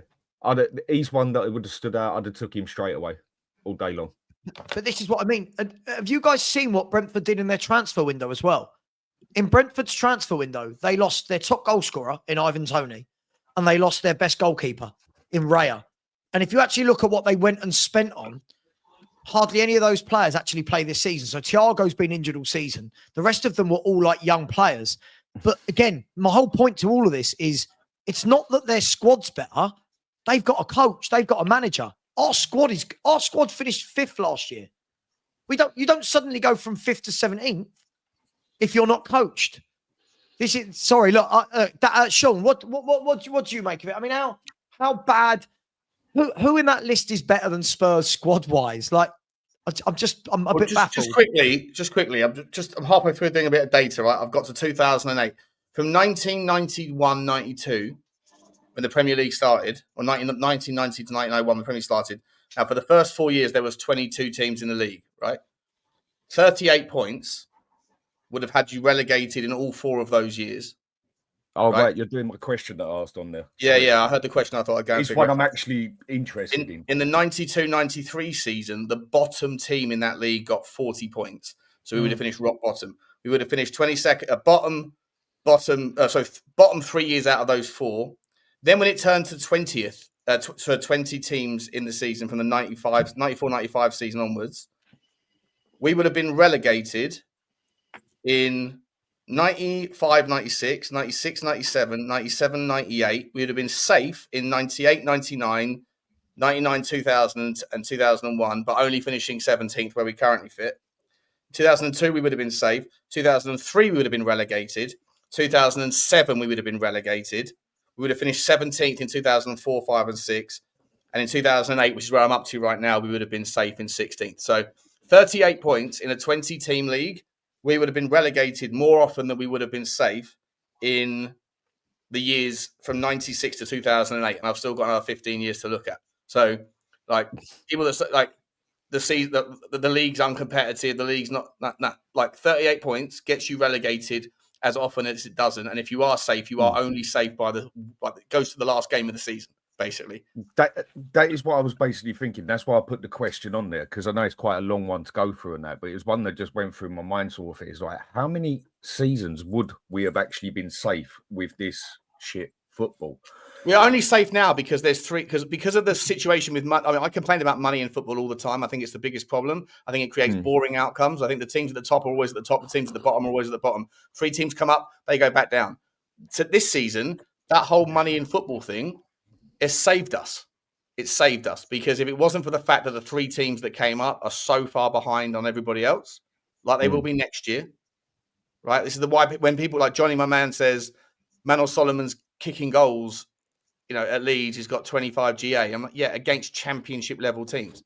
And they're the best. They're one of the best teams in the championship. So they're going to have better outcomes. As a striker, you're going to have more opportunities if you're one of the better teams. So yeah, you got to bring him back. I'm like, nah, take your 20 million and run, because next season Leeds won't won't get past 20 points. And therefore, you'll see what Manor Solomon was like. We've seen what, anyway, I'm getting off the topic. What was the question you asked, Savva? How many teams, how many players? Listen, look, I suppose the point I'm getting at, Sean, is I understand, by the way, that I don't think this is the greatest Spurs squad I've seen. But we are all of an age on this panel, if I'm not wrong. Sorry if anyone is under the age of 30, but we're all of an age on this panel where we've seen much worse Spurs squads not finish above the bottom 3, right? We've seen much better Spurs squads. How bad? We didn't finish in any of those positions on this list here. How bad was the Tottenham squad? I can get it up. I've got it in front of me. How bad was the Tottenham team in 1994, 95, 96, 97? How bad was it in 2001? It was horrendous. It was like, no disrespect, God rest his soul, but like Justin Edinburgh at left back, right? We had people like Ronnie Rocket and, Jason Dezelle. We had some of the worst footballers. Well, I'll take Justin Edinburgh, though. I would take Justin Edinburgh after some of these players. I've got to be honest. He was all right. Let's have a look at this, right? Let's have a look at this. So this here is a list of every Spurs season since the Premier League started, right? So you can see the first ever season. Now, this is quite important because it was 42 games when it first started, which was 92-93. This number here is our points. This is let me double check. I always get these columns wrong. Points is this column, right? Where are we? 92-93. Sorry. I knew I'd made a booby there. Right. So 92-93. So these are points. We've got 59 points. In that season, we conceded 66 goals. Now, that's important because that's our worst ever in a Premier League season. And that was over 42 games, right? At the moment, we're sitting on 61 conceded with 1 game less. Our worst ever goals conceded, guys, in a 38-game Premier League season is 63. So if we concede 2 to Brighton on the last day of the season, another game people will go, doesn't matter, we will have equaled our worst ever goals conceded in a 38-game Premier League season. This squad is not that bad. Now, if we continue that, right? If we go down, this column here is the number of points. You can see here, our worst number of points in a Premier League season is here, 44 points. Right? We're currently on 38. The best we can do is 41. Right? Have a look at the number of wins as well. Look at this win column, right? This is wins. Okay? Wins. The lowest, 11. Look, 11. Right? We're going to equal the lowest number of wins as well. So this year we could equal the lowest number of goals. Goals conceded. This is factually now our worst ever points. Right? This is the lowest number of wins unless we beat Brighton.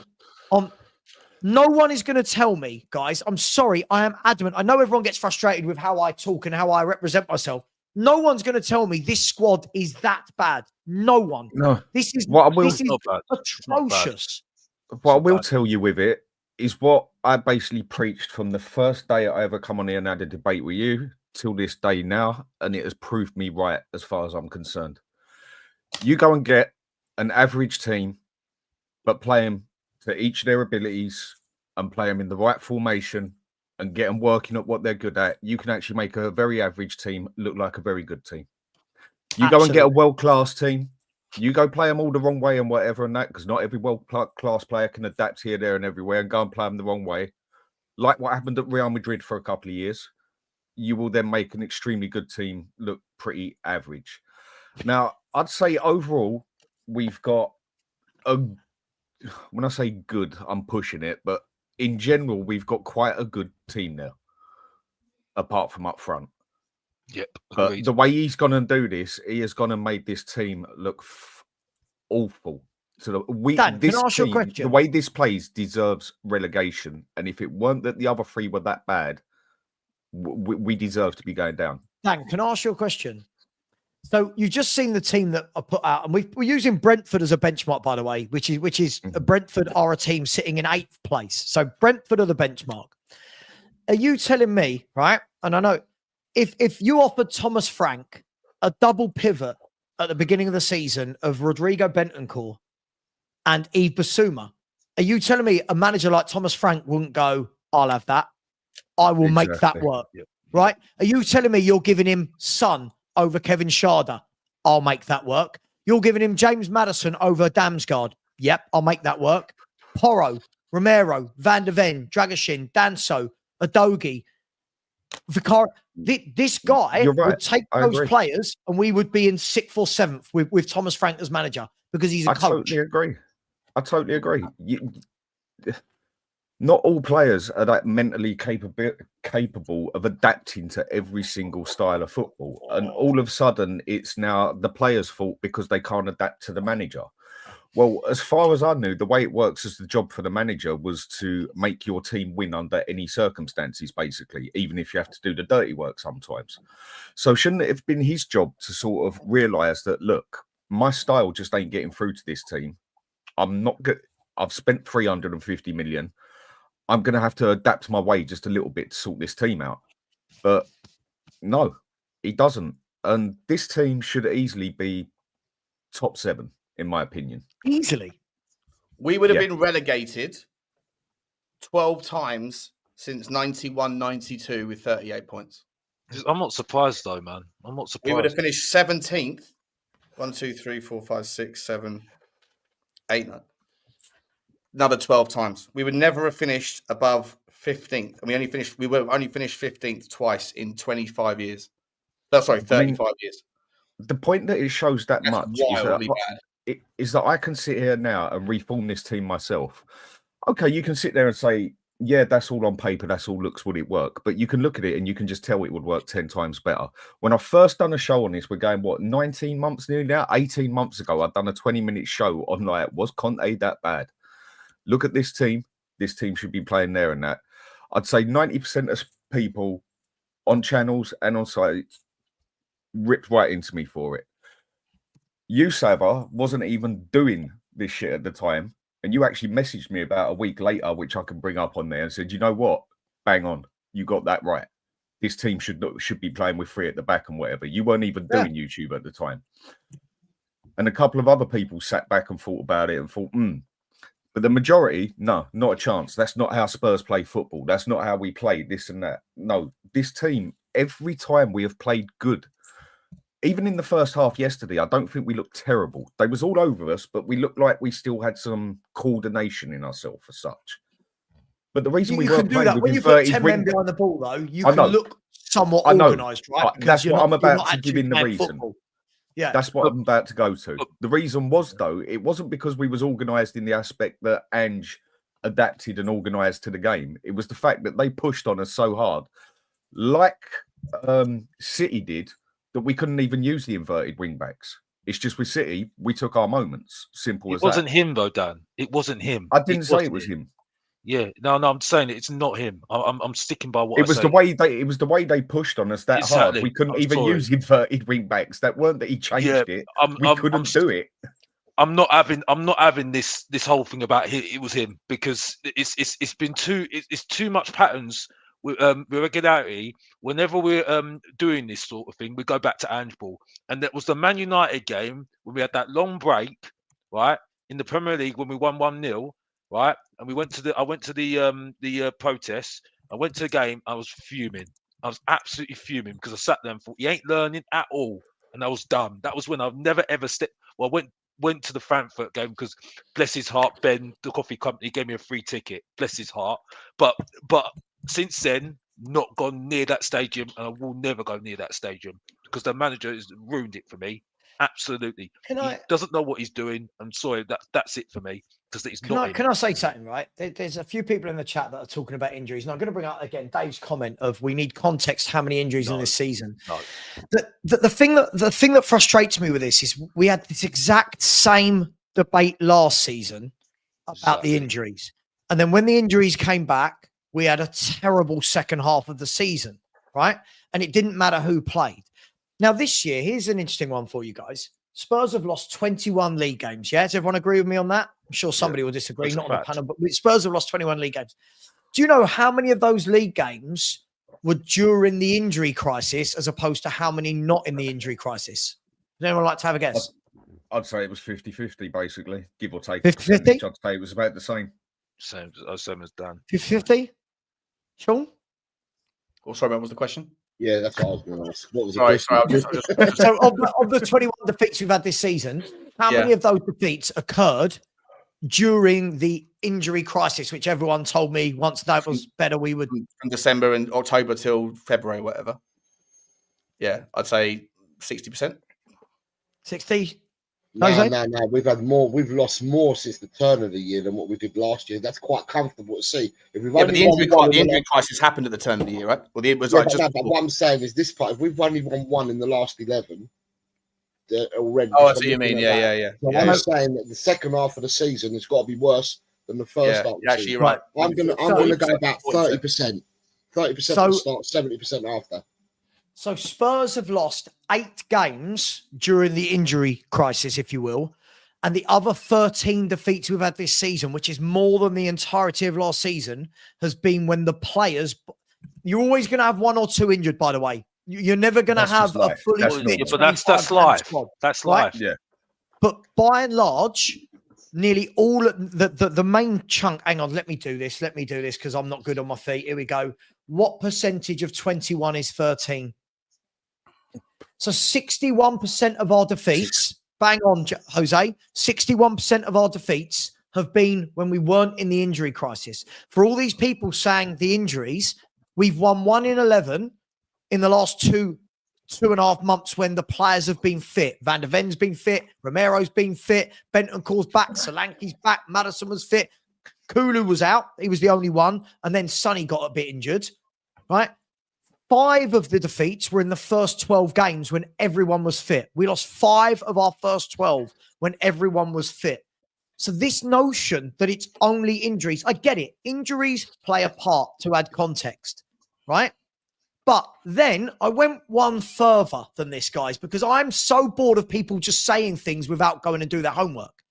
When people say, but we played Europe, go and look at the 11s we were putting out in Europe. Right? Yeah. Go and look at the teams we were putting out in Europe. Half of the best team was being rested. So when we're saying, the injuries, we were resting half of the best teams against Ferencváros, Karabag, against not Alkmaar, against Elfsborg, all these teams. We rested these players. So yes, injuries play a part. They don't drop you from 5th to 17th. It does not swing 12 positions. Villa have had the same number of injuries. Yes, maybe less days. Right, Brighton, have had more injuries than us. Bournemouth have had the injuries. These Arsenal teams, are level with us. Arsenal are level with us with injuries. These teams find a way. They might drop a little bit, but we drop from there to there. Savva, The only bit- I've just got to add that. The one thing I will say though, stats wise, yeah, you're right. Factually, yeah, you're right. But since the injuries, the second part of the season, the players that were injured, we're still losing games, but we're not playing the injured players as well. But they are back and available and fit for selection. That's on the manager, right? Yeah, but they are again. They are available, fit for selection, but they haven't played. They haven't played all the games since they got back from injury. But I agree, Jose. But that's the manager, right? That's right. For the fact state, we have lost the games. But the thing is, that's my point. He could have managed. Listen, what we've got to be consistent on is the number of fans that just kept telling me. I mean, Dan, Alex, you guys stream with me every week, right? How many people in the chat? All of these people that now back this manager were saying, when the injuries come back, watch us fly up that table. Since the injuries have come back, we've got worse. Like, factually, we've won one game in 11. That's more than a quarter of a season where we've won one game against Southampton. That's not acceptable. I can't sweep that under the carpet. The only thing I can defend on the injury side, I mean, look at Man City. Now, they go and lose their main midfielder, their main heartbeat or whatever. They looked half the team they were, missing one player, yeah? But they still kept their shit together to an extent. They've gone and had probably their worst season in how long and still looking at finishing second. And now, losing your goalkeeper, which wasn't Angie's fault, that's just one thing. If shit happens, that's life. And your two main centre-backs is going to bust any team. No two ways about it. But the thing I can't give him the excuse for, it is his fault that we lost the two centre-backs, as far as I'm concerned. To bring them both back, and it was obvious. I mean, it didn't take someone like a medication, whatever, to understand that these two players were not fully fit yet. And he goes and puts them both on at the same time against Chelsea. Okay, that might have been a gamble he was taking, whatever, but then that's his gamble that he loses on. So that is why I can't have the sympathy on that aspect of we were missing two centre-backs for a while, because that was down to his management that we lost both those centre-backs in that game. Purely down to neither of them two should have been playing a whole game. But if we're going to talk factually, though, Dan, right, these two players, Van der Ven and Romero, missed games. Like, a lot of games. So I don't like this notion, really, to be honest with you. You know what I mean? I don't like this notion. I'm not having a go at you because you're on this side, but I don't like this excuse anyway. You know what I mean? And the thing is, though, he doesn't help himself the way he's coddle-willed these players for this Europa League. I don't like it. I don't like it. You know what I mean? It's like, and the thing is, though, these are the players that get the credit when they're beating Bodo Glimt. And I'm sorry, I'm not having it. I'm not having it because we both said it. Even though I'm now a happy clapper now, because I said on my channel, Mr. Box Office TV, we're going to win this. Yeah, and people will say to me, even you were saying to me, why are you not taking Bodo Glimt seriously? Well, I'm sorry, but we're going to take. I'm not going to take them seriously because the fact is we should be beating Bodo Glimt. And look what happened. We actually beating them to a pulp. You know what I mean? It was easy in the end. You know what I mean? Can I just dispel another myth? Can I just dispel another myth? Sorry, I do like dispelling myths. Again, I've seen this stat flying around, right? Guys, you know me. When I see a stat, I go and check it out because people manipulate the shit out of it. First and foremost, this stat that when our first choice back five have played this season, there's 15 wins, 2 draws and 3 losses is a lie. Mickey van der Ven, for one, hasn't played enough games for this to have been true. Right? Mickey van der Ven has played 12 league games for a start. This stat actually runs back to the beginning of last season, right? So this stat, when that back five have played, is 15 wins, 2 draws and 3 losses, right? Now, do you know how you know this is a fake stat, Notorious PRG? We've won 11 league games this year, right? And whatever we've won in the Europa League and League Cup. So all in all, Spurs have won, 11 in the league. I think we won 4 or 5 group games, that's 16, 17, 18. We've won about 20 games of football this season in all competitions. Give or take, someone will let me know. Right? Mickey van der Ven has played in hardly any of them. So this stat is not true in any way, shape or form. Now, let's go one step further back. And again, if you're going to come on here to a gunfight, bring a gun, don't bring a little dagger, all right?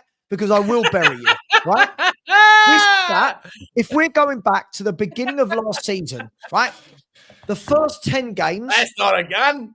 Right? The first 10 games is where most of this stat comes from. Right? When we're talking about 15 wins, 2 draws, and 3 losses, most of this stat is from the first 10 games of last season. Now, let's go one further. If you actually look who these 15 wins were against, right? It's against all the very mediocre teams. This back 5, between them, I think have beaten one top team in 2 seasons. So this stat, again, is very, very flawed. The best wins we've had this season, guys. Give me the best wins we've had this season in the Premier League. Manchester City. City. Did Van der Ven and Romero play in that game? It was Davis. No. It was Davis and Dragerson that everyone's having a go at, by the way. And Davis was our best defender. Aston Villa, who Davis is another one. That Van der Ven and Romero did not play together. So again, when this stat floats around, 1, stop saying this season it's not true. 2, go and actually have a look, because the problem you've got, and if our back 5 can only play across 2 entire seasons 20 times together, you've got to ask the question. 1, what are we doing in training? 2, do we keep those players? Sorry, guys, do you see where I'm coming from by the stat being a false narrative? When you break it down, it's not true. This is just madness. Sorry. Sorry. If you look at last season as well. Sorry, wait. It is true, but it's just true over a longer period of time. Is that what you're saying? It's true over 2 years. Yeah. It's true. Yeah. But also, the point of that is, Sean, most of those 20 games actually came from the first 10-game period. So if you actually look at all of the games of football Spurs have played since then, since that time, we've played 65 Premier League games plus every cup game. Spurs have played about I hear you, but 90 just on that point, games in that time. Just for balance here and playing devil's advocate, if you're saying that these guys are cherry picking stats to suit narratives, then the same thing could be applied to people that say since the 10-game thing, right? If you're making the point that this stat includes, add the 10 games. I don't mind. Add them. But then the stat is legit, right? That's the point. That's what I'm saying. It's legit over 2 years. It's legit over 2 years. I get it. But the thing is, if people are going to actually put some nuance to it, 10 of those, I think it works out. For those people that want to, I'm not someone that is defending Ange here, but for those people that would then counter the nuance that you're adding, would say the reason why this season has been so shit is because we can't find a sample size where those back 5 have been together this season that's big enough for a statistical relevance. Right? I agree.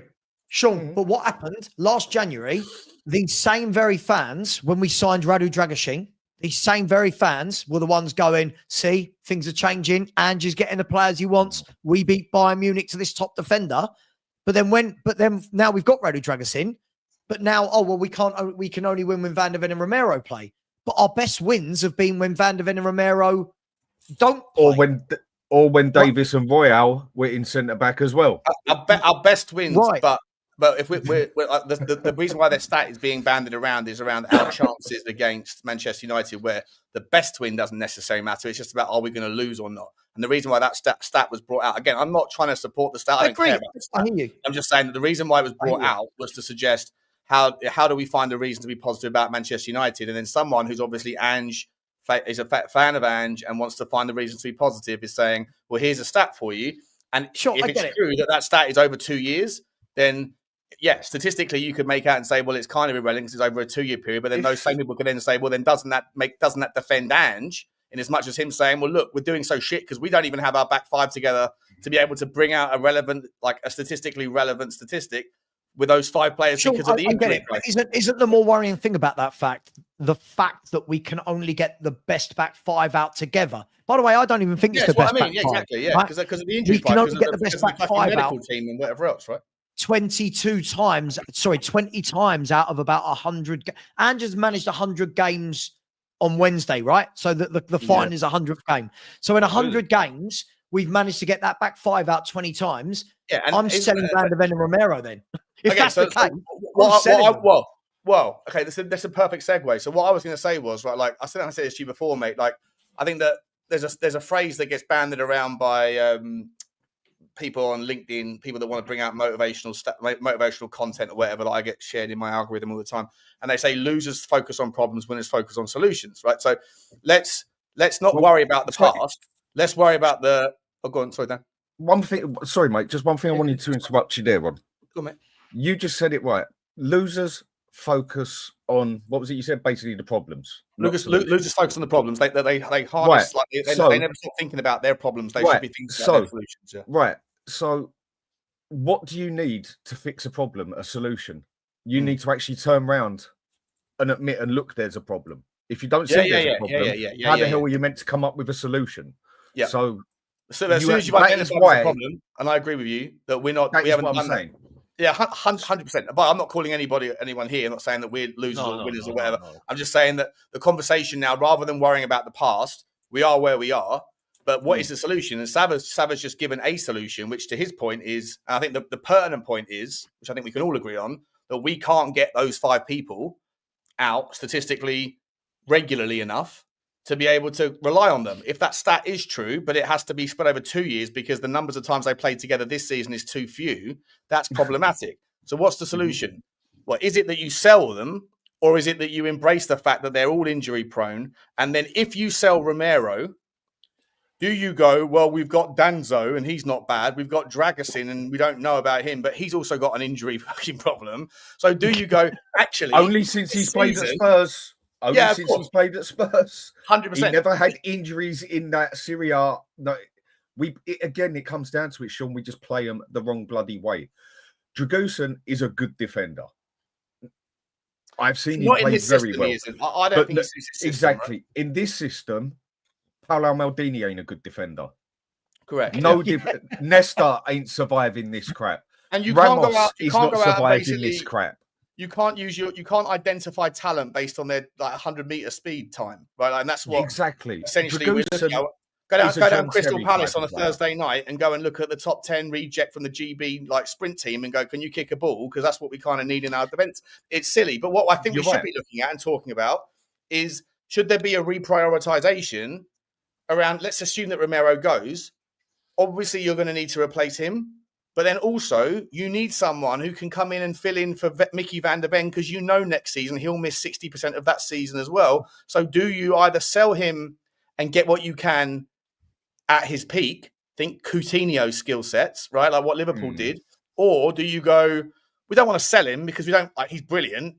But what we do need is someone that's better than Ben Davies or Archie Gray to come in and fill in the other 60% of the minutes, right? And that to me is then you go, well, do you have the money to do all that? I don't know. And compete with Van der Ven. Compete with these tactics. I mean, it was something I didn't actually look on until you started bringing it up, in the aspect of how much of a good defender actually is Van der Ven, because he has looked very good at times. He's not a good defender. Hang on. But when has he always looked good?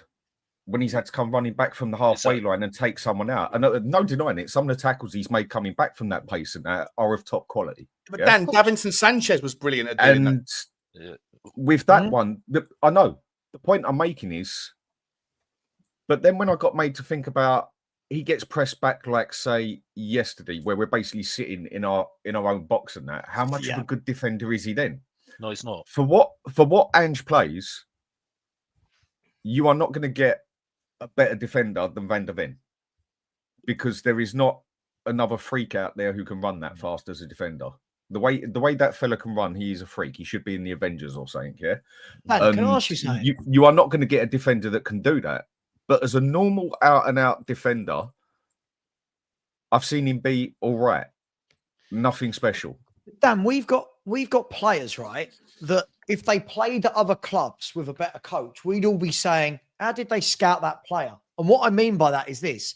If you look at Dragusin and Danso, right? If we're going to go to the very basic level of looking on the eye, all of us will probably turn around and go, not as good as Romero and Van der Ven, right? Yeah. But Mhm. if we then No. start going a little bit deeper and saying, well, what are Dragoshin and Danso?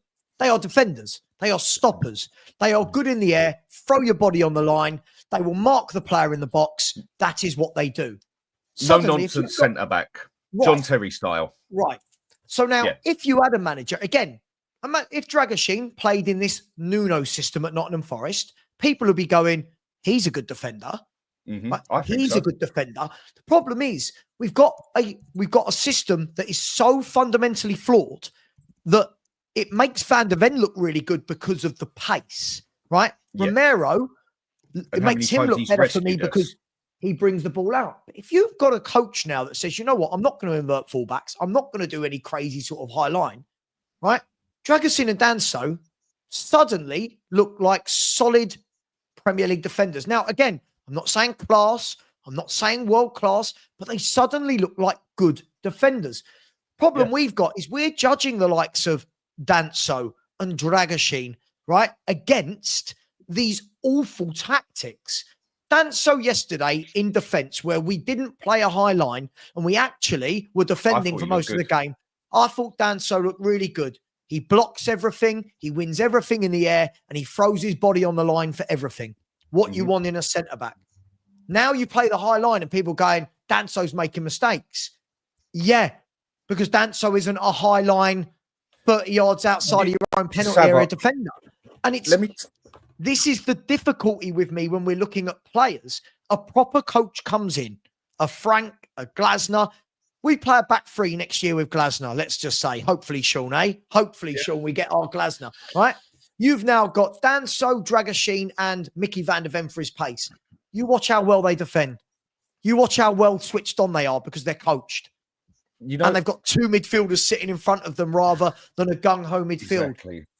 Context is so Savva, key to I'm going to everything. take this one step further, and this one even might sound the way I would play football. The way I say I would do it. I think everyone gets the picture. I'd do it more Italian style, a bit more pragmatic, counter-attacking.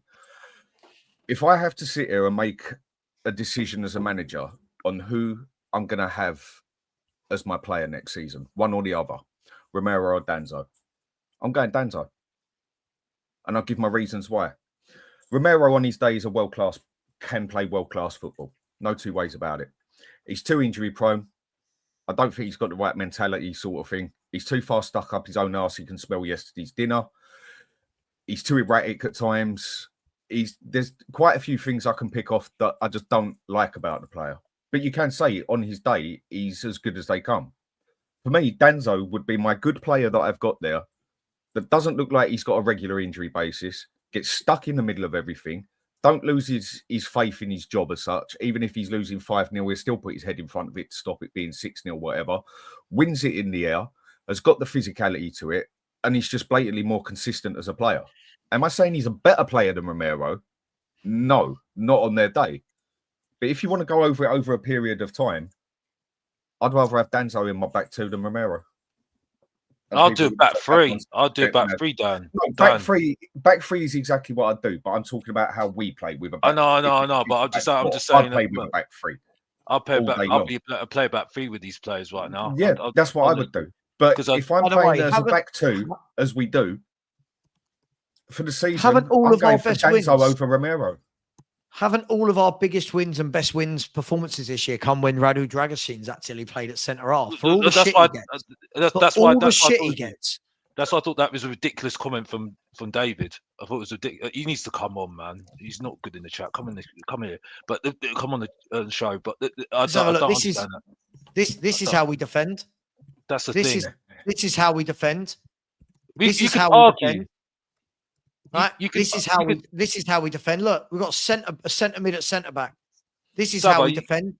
I could do you this can all argue. day. You can argue, yeah, that Dragosin got injured badly because of his high line, because he had to play in Yes. these tactics. You know what I mean?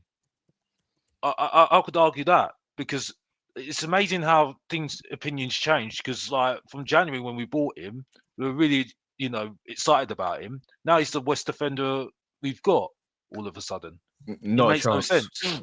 He's It not. makes absolutely no sense. It's the tactics. It's this style. any defender, it is going to absolutely destroy him.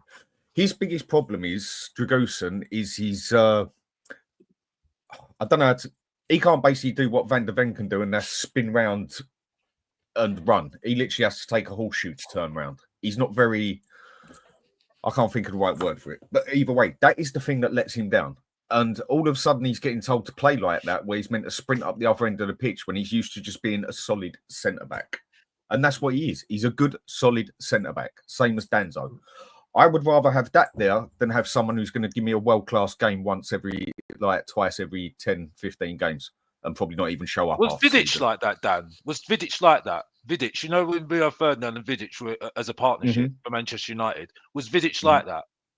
Because it reminds me of Vidic. You know Vidic? Who reminds you of Vidic? Dragusin. Yeah, the same sort of player. No nonsense centre back. And then you had Rio Ferdinand next to him. Hold up. You're no, he's not saying this. No, I'm not saying that. Type of player, nowhere near the level. I'm not talking about just a solid. I'm not talking about level. I'm not talking about level. I know what you're saying. I'm just saying the sort of type of player I'm talking about here. You know what I mean? It's like, if Vidic was playing these tactics, right? Would he? He'd be exposed. He'd be exposed in these tactics. Yes, he would. Exactly. So, if anyone would, if you had Dragusin next to like a Rio Ferdinand, do you think he would be looking as good as like Vidic was being? You know what I mean? Because Vidic, yes, he was good. He was very good. Yes, especially with Alex Ferguson as a manager and what he had around as a coaching around him and plays he had around him. But I'm saying at the moment, you know, that's fair. Yeah, that's what I'm trying to say. Can I ask you a question? Can I ask you guys a question then? Yeah. I think Alex just landed on a good point, right? About the coaching. I think one of the biggest signings we need to make this summer, the biggest priorities, is Ryan Mason leaves the club. Oh, yeah. Matty Wells leaves the club. And whoever comes in brings with them a team of coaches that he doesn't need to educate so that they can educate the players, right? You need, it becomes Chinese whispers. Angepostecoglou comes in with his very unique, specific style of play, has to educate the people that he inherits, Ryan Mason, Matty Wells, Jedenik, whoever else. And then those guys are the guys that are on the training ground teaching them how to do it. It becomes like lost in translation, because if the first dissemination hasn't landed entirely, when Angepostecoglou was 18 months in going after the Ipswich defeat, I'm not worried about the lot in isolation. What's important right now is the message. 18 months, bro, there's something wrong with the message. And the message might not be to the players. The problem with the message might be with the coaching staff. He never brings his coaches, though, does he? And he states that. And I think I think there's a reason for it now, because he can't find a bunch of coaches who can, like the players, put his style across. I think that reeks of a guy who's used to football with lower resources. Where he's like, oh, you know what? If you haven't got enough money to be able to employ some coaches, then I'll just take what you give me and I'll be able to figure it out, because I'm doing it in Japan and Celtic, where it's not really that difficult because Celtic are the best team by a mile, and Australia, right, where there's obviously just football's not the same size. No disrespect to the leagues, but there is a difference.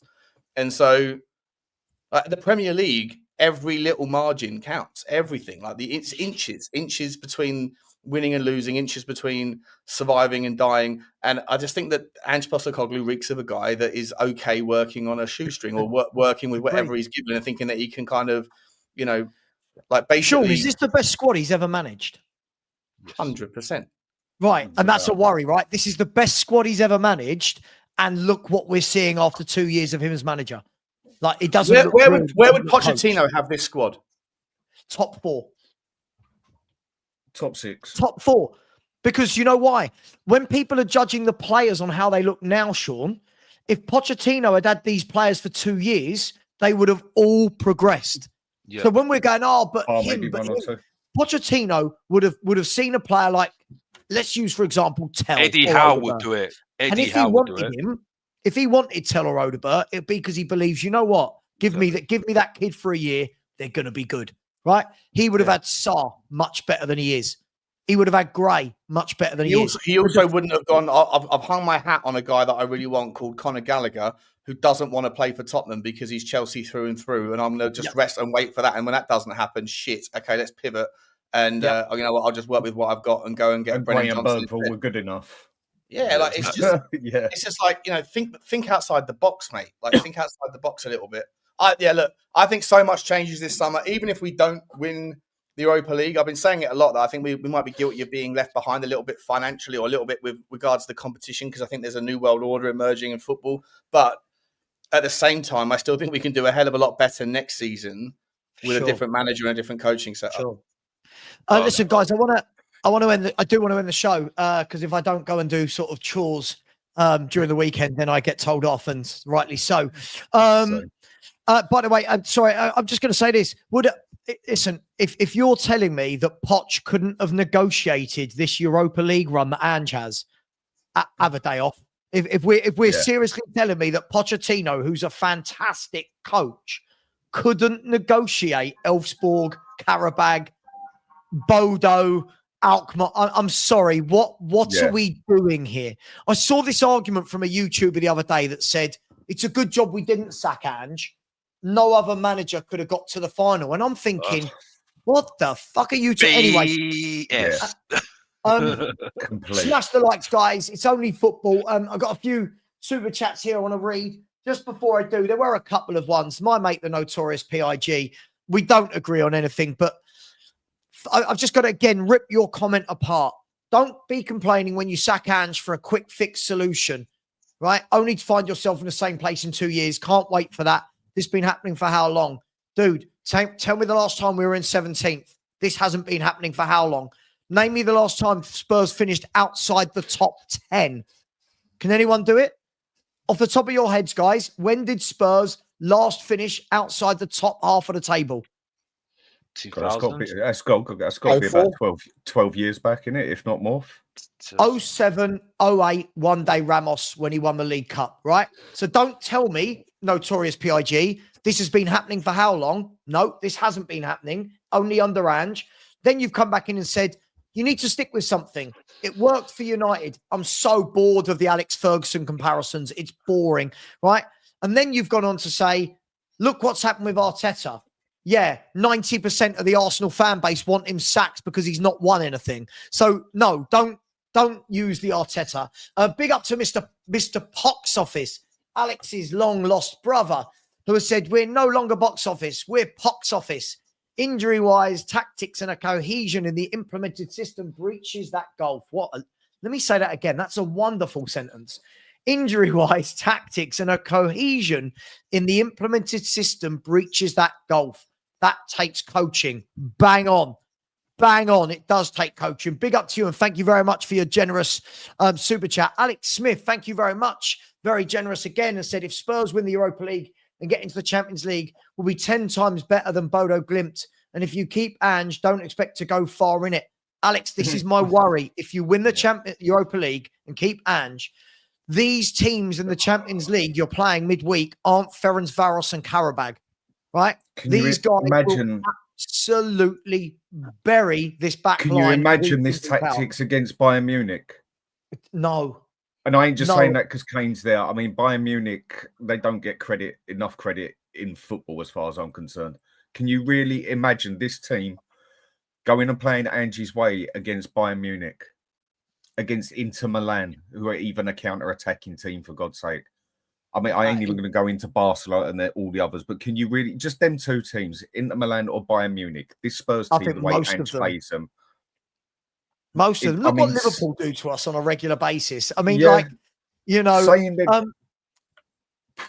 last two super chats. Big up to my man, the Sanctuary of Seven, always very generous. Thank you very much, bro. I said, decided to have a few beers before work. Not great.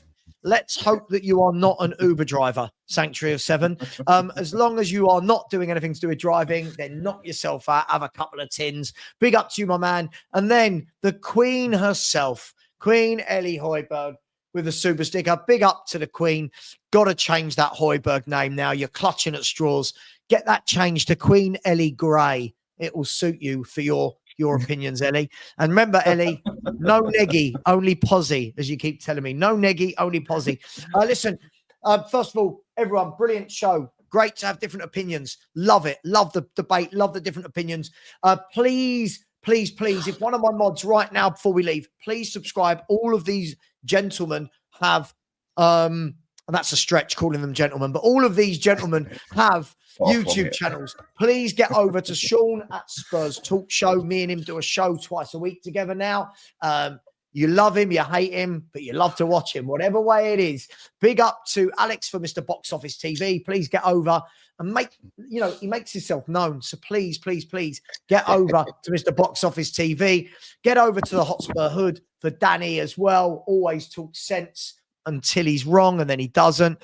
And please, please get over and subscribe to El Tel Cockerel. Jose, I believe you've now gone over that 1,000 mark, right? Boom. On to 2K. Guys and girls, share the love. Every YouTuber is different, but share that love. Take care. Join me at 4 p.m. on my second channel for FA Cup final watch-along of Crystal Palace versus Manchester City. Take care. Much love. And as always, pray for Sean's bladder and his liver and his kidney for his 4-day bender in Bilbao.